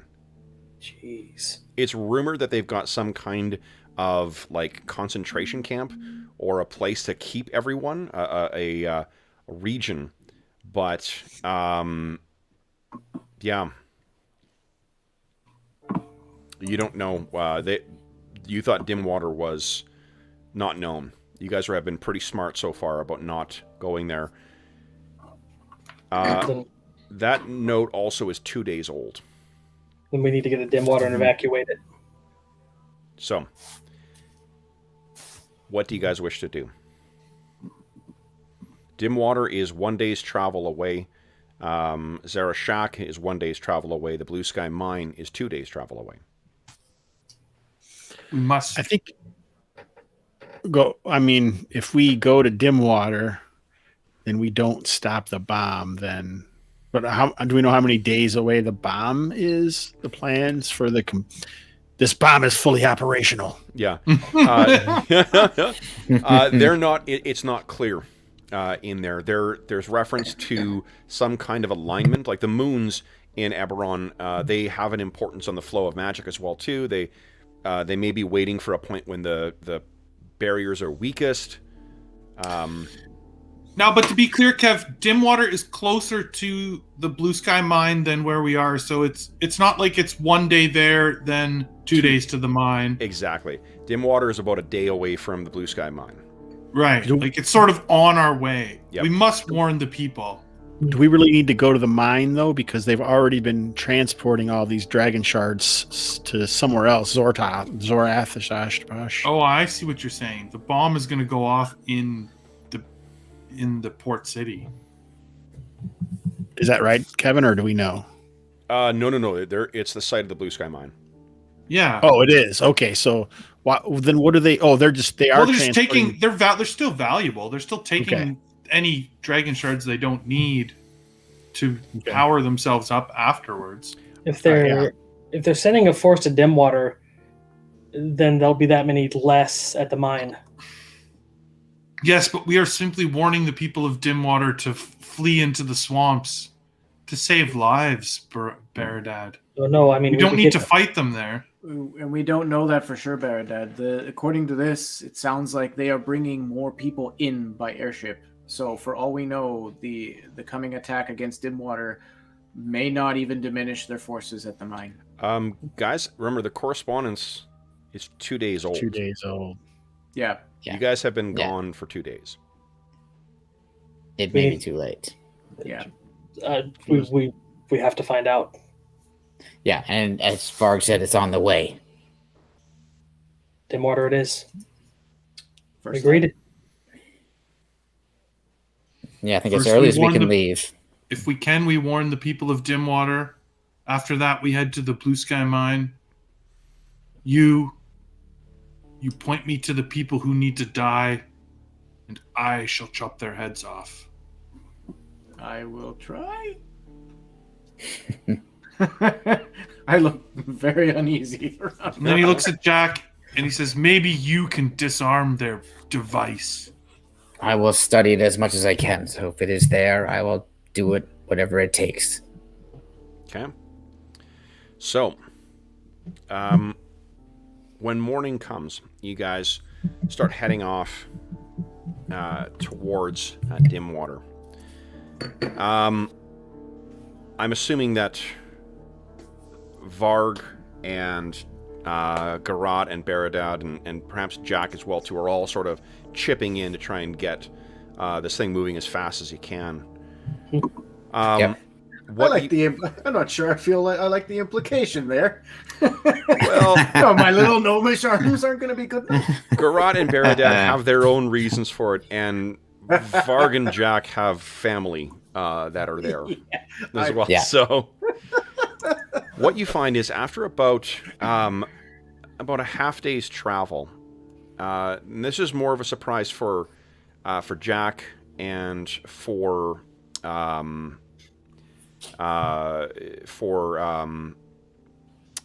many. But this is what the swamp begins to look like. Oh. Home sweet home. That is not good. Is this normal? Yeah. Normal for the last little while. It becomes more difficult to navigate. The waters just feel off. There's a chemically smell in the air as you draw closer. You can also hear the rumbling of storm clouds up above. To add insult to injury here, there will be a storm coming in as well. So you guys are getting closer. The rains begin to fall. You can hear the sound of thunder above you. And why don't you guys give me a D5 roll, please? Traditionally, this is the curse. Yeah, whoever That's right. rolls. It's really An oddly specific die, Kevin. who wants to volunteer for something shitty to happen to him? It was Jonathan. There you go. All right, so Many. He picked you, Jack. Oh, the other direction. Yeah. Oh, great. Many, you are sitting there, and the rain is starting to fall down on you, and you're looking up, and one of the things that is, as much as you don't want to be getting too wet, the smell of the rain coming down is certainly a relief from the chemically smell from what's around you. And it actually feels like you're washing some of the grime, the miasma that just hangs in the air here. So you sort of lean your head back and you're washing some of the sweat and some of the stuff off of you, and it's falling in thick, heavy droplets. Ugh. And I'm a forest gnome too. I'm not doing well with this. Yeah. What you feel, another one hits, and this feels particularly, honestly, greasy. It hits your forehead and starts kind of moving down. You can feel it moving like a glob. Okay, hold on. Can I look around? Can I look up? Do you want to get this thing off your head first, or you want to just... Well, I mean, yeah, kind of like a Peter Venkman. Yeah. So you pull this, and as you look at your hand to fling it off, you realize that this is a little pustule of flesh. Oh. Pale, sickly pink, and you throw this off, and then as you do, another one hits the ground in front of you, and you look down, and it's about yay big, maybe like a leech, the size of a leech, but then you see it sort of shimmers for a second, and it splits, and there's an eye looking at you. The rest of you can feel this sort of sickly things hitting you. Guys, give me a D4 roll, please. Not it. Hobbs has got it. Okay. I think I knew it. Right. Varg. So you feel something hit you, and you look down, and it's one of the same type of thing that I saw there, I described, but fucking something bit you.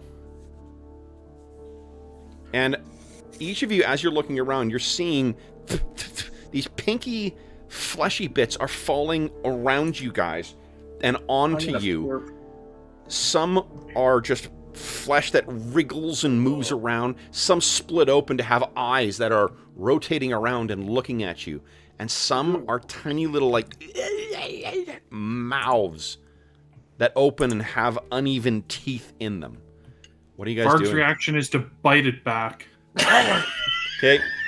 You bite this thing, it Taste it. splits open, oh god. So if he bites down on it, it splits. Yeah, he bites on it. And I'm trying to think of what this would... it's imagine a combination of rotten meat and motor oil. Ugh.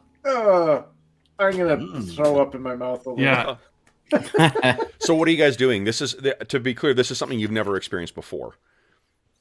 Is there any ground around here that I know being not watery? Yeah. Actually, Land? if you look over, what's that over there? You can see. Oh, that's dim water. Hold on. Dim water. We're here already. Oh, that's gone so quick. This is what you see. No, this is far more ominous. Yeah. Row to the land, quickly! Shields! God. So what are you guys doing to try and deal with this falling little bitey bits? I'm putting a shield above my head. Oh, okay, yeah. Okay. What about the rest of you guys?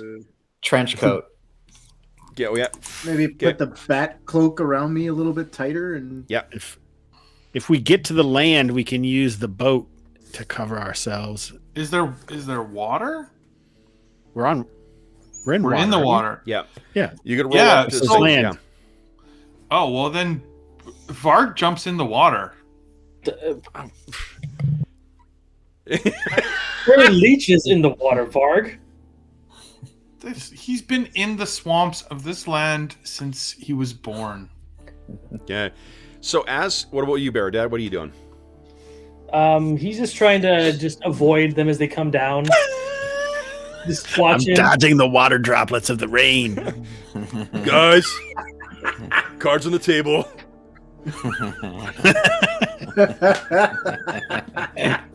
He doesn't have like a cloak or anything. It's just So what's happening is, Barad, I need a give us a Dex save, please. Or Bear Dad. have these into those. Okay, so you're only gonna take half. You take 2 points of damage from some of the things that have been biting. And Baradad, you're the one who has the best vantage to look back, and you can see that these little wriggling things are falling off the boat, and they're trailing behind you, but they seem to be kind of forming together like mercury, little droplets coming together. Nope. And Nope. as It's gonna go- they begin to form, what you can see as a skim on the surface of the water forming and following is this.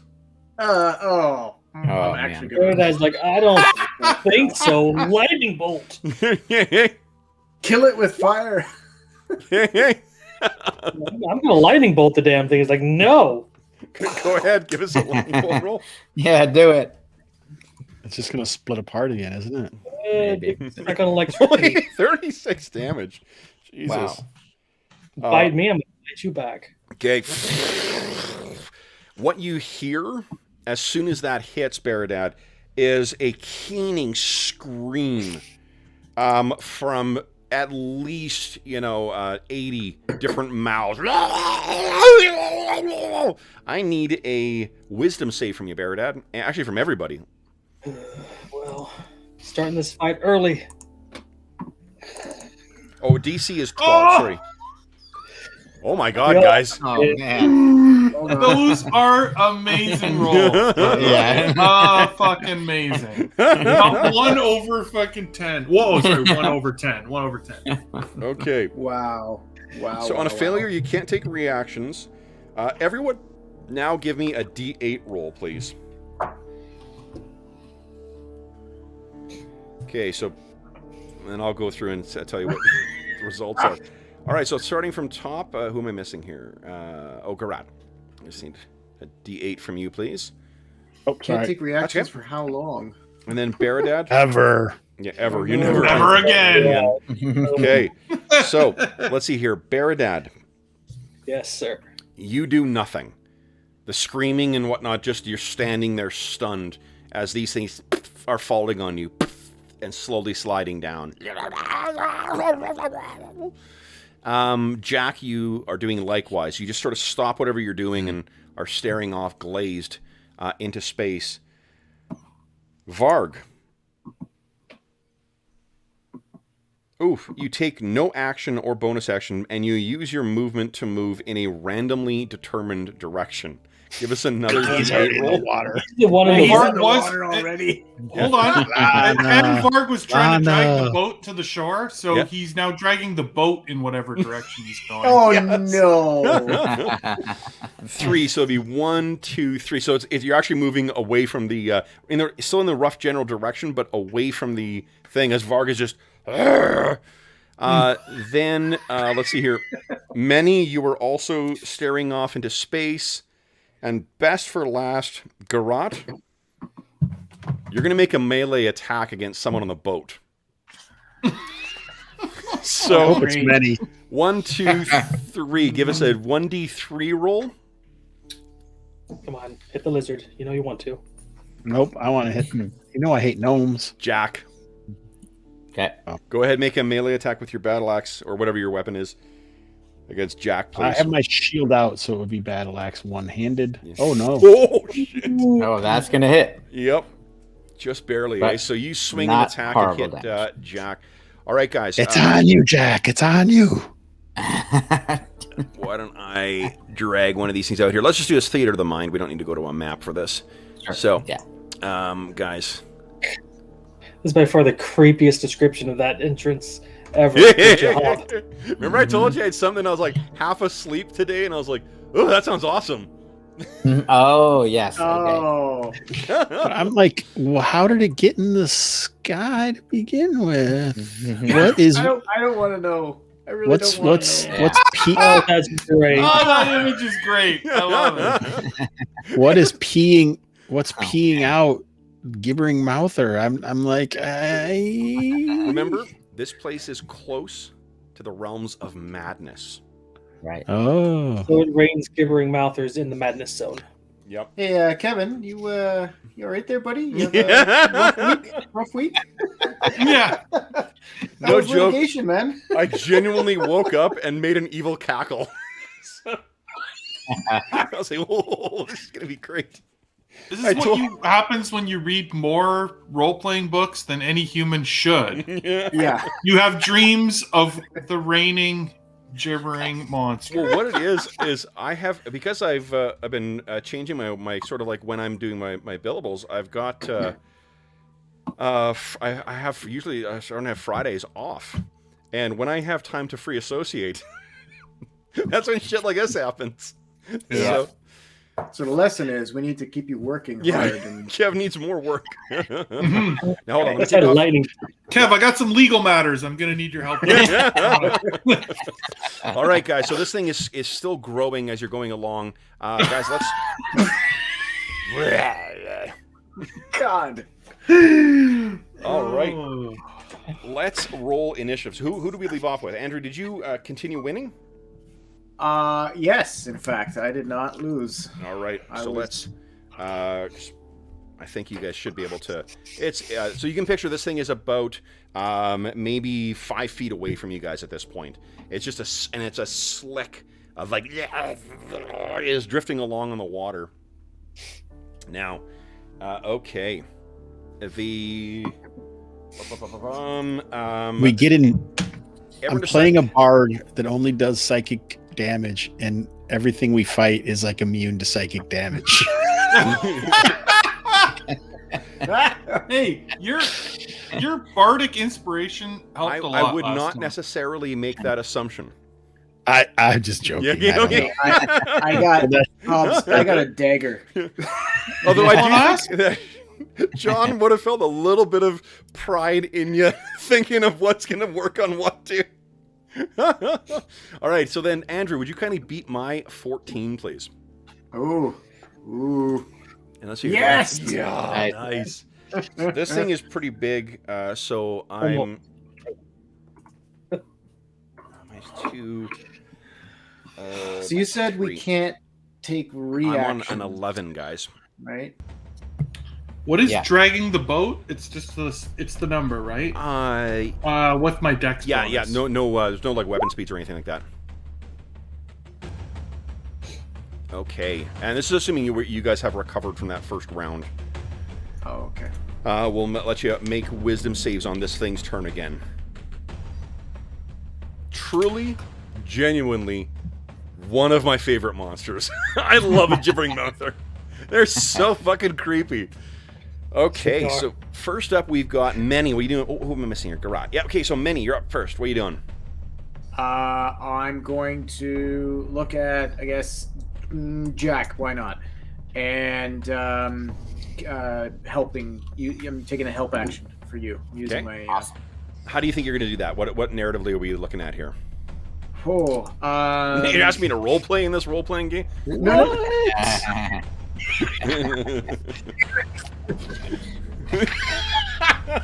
It's a great look, Hobbs. Thank you. I look at Jack, and I look at mouth or this thing, I just keep kind of looking back and go, I don't know what the hell you can do about it, but why don't you do this? And I kind of point to a spot on it to try to get him to attack it or something. Nice. It's a strategic, tactful thing. It says in the thing. So I don't know. Yeah. No, so that mouth. There's a hit that mouth. Yeah, and that Andrew, mouth, like to be clear, that eye right there. You can, you can feel free to add, like, come up with whatever you like for it too. Nothing's set in stone here. So yeah, for sure. Target the eyes. Yeah, the eye that's looking at us. Yeah, that one in particular is creeping me out. Yeah. Oh. That's my role playing for gibbering mouther. Okay.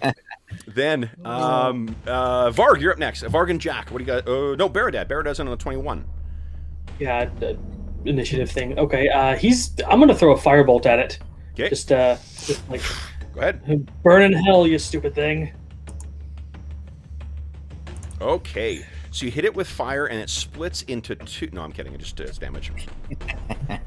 Now, you have your sharpshooter thing active. Did you intend that? Oh, no, I did not. Okay. It only applies to ranged weapons anyway, so... Yeah. Okay. So then, let's see here. That means it takes 7 points of damage. So part of it is burned away, but of course it seems to suddenly, like, more of those little droplets are joining up with it as it's drifting towards you. Then Jak and Varg, what are you guys doing? Jeff, you want to go?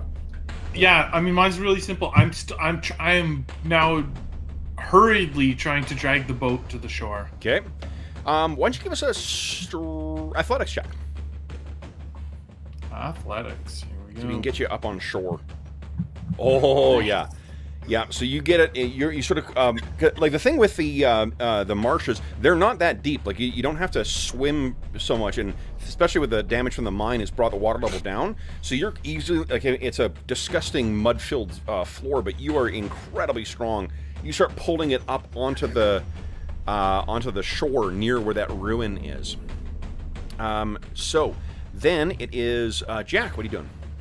Okay, so I speak a quick word. I'm following Manny's advice, and I fire, and the first thing comes out is actually a small dart, and it hits the creature, and it starts blinking with a little glowing light, and that is my hunter's mark. Nice.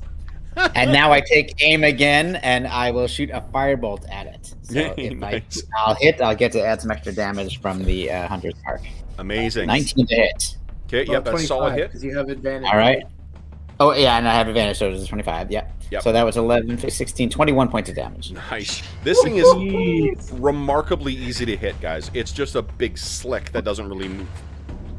So, and it's all like fleshy pustules and shit.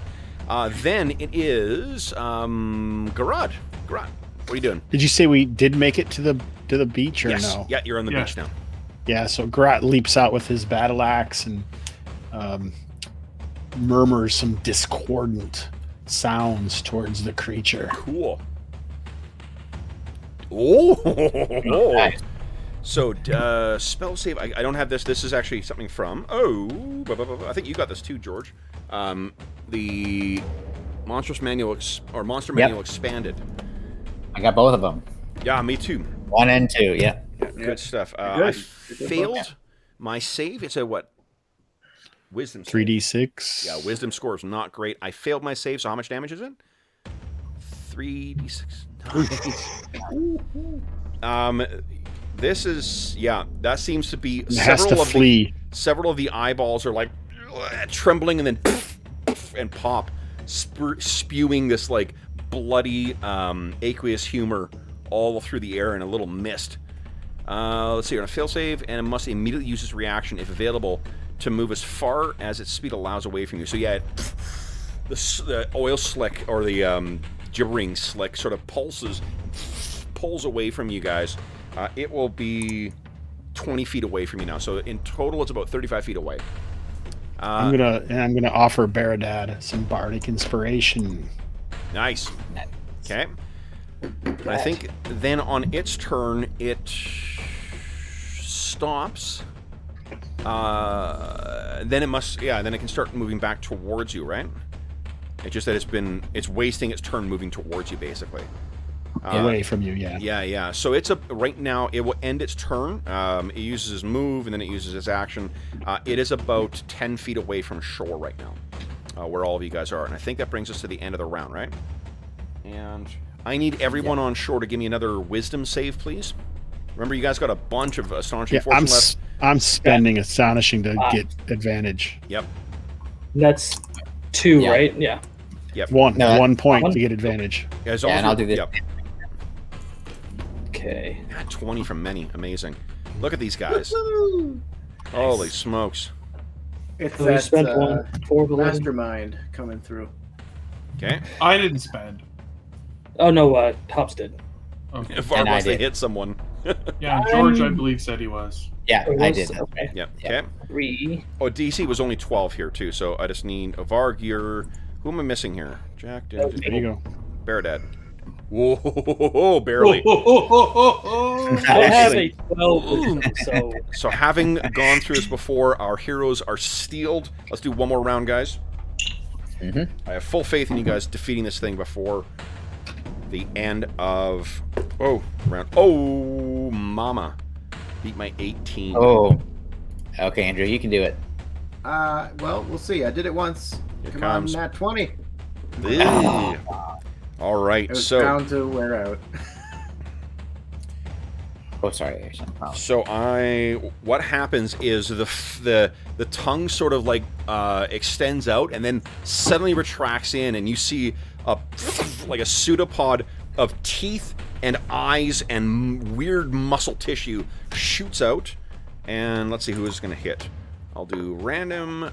Jak, you're getting one of these. Jak, I hit an AC of 16. That would normally hit. However, I will use my shield. What does your shield look like? It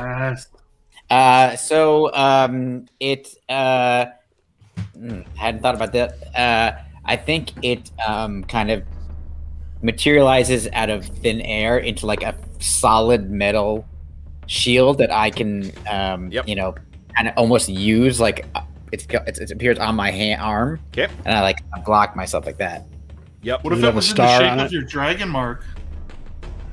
That would be. It is in the shape of my dragon mark.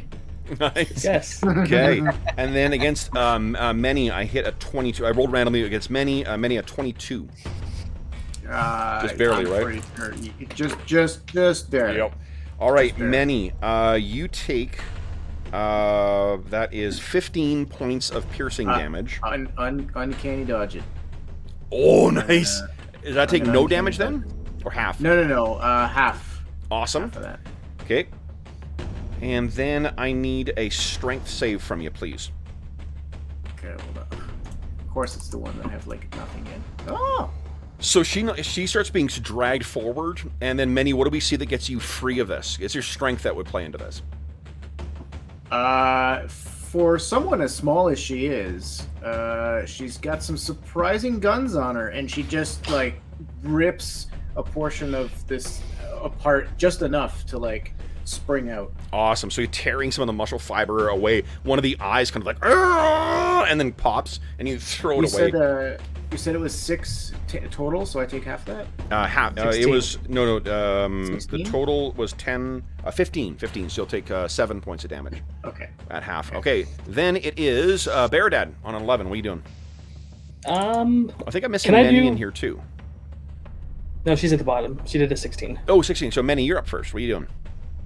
Well, is anyone else like right in melee combat with This thing's right on the shore now. You guys can attack this thing in melee. It would have had to have moved. Right. You But, can like, I mean, is assume anyone- Varg will be. Okay, so I'm not moving. I'm gonna hold my action then, because if no one is currently in combat with it except me, I'm holding my action. And I'm going to do help again, and this time on Varg, Okay. because that's a bonus action. Yep. Next up is Baradad. Baradad is going to. Can I do the quicken thing to do 2 cantrips in a round? Nope. Oh, 2 cantrips? Yes, you're not restricted. No, you can't because it affects a spell, not a cantrip. Yeah. Well, I don't want to lightning bolt it with people so close to the water because electricity. I'm going to firebolt it. Okay. And then pray for Mojo. Go. All right. You have that bardic inspiration that you can do on damage if you want to. and that's a D8, right? Yeah. I will use it on damage. All right. Then it is. So Baradad, you unleash this bolt of flame that cuts across it. Go ahead, Hobbs. I was going to say, wouldn't that be a reaction? Can we actually do reactions? What would be a reaction? Holding my attack action. He had said that the reaction was only canceled for the first round. Oh, it was yeah, only only the the first first round. round. Yeah, no, you guys are back to normal. And then you made your save the second time. Because you're all the badasses. Then it is Baradad, you're on 11. What are you doing? Oh, you did the firebolt. Jak, you're up next. So I'm going to target my blinking little dart. Yep. And fire a firebolt again out of my pistol. Oh, that is a nat one. You do have Astonishing Fortune.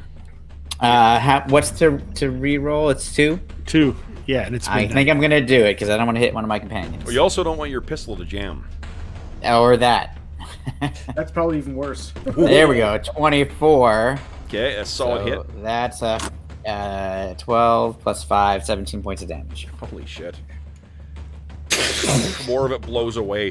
This is all happening as another, peal of thunder goes across the sky. Then it is Gharat. What are you doing? Oh, I'm going to use Dissonant Whispers again, but I'm going to use it as a level up. Nice. I swear to God, I can't picture your guy singing without thinking of fucking Pete Garrett from Midnight Oil. Good. Seriously. Good, man. That's awesome.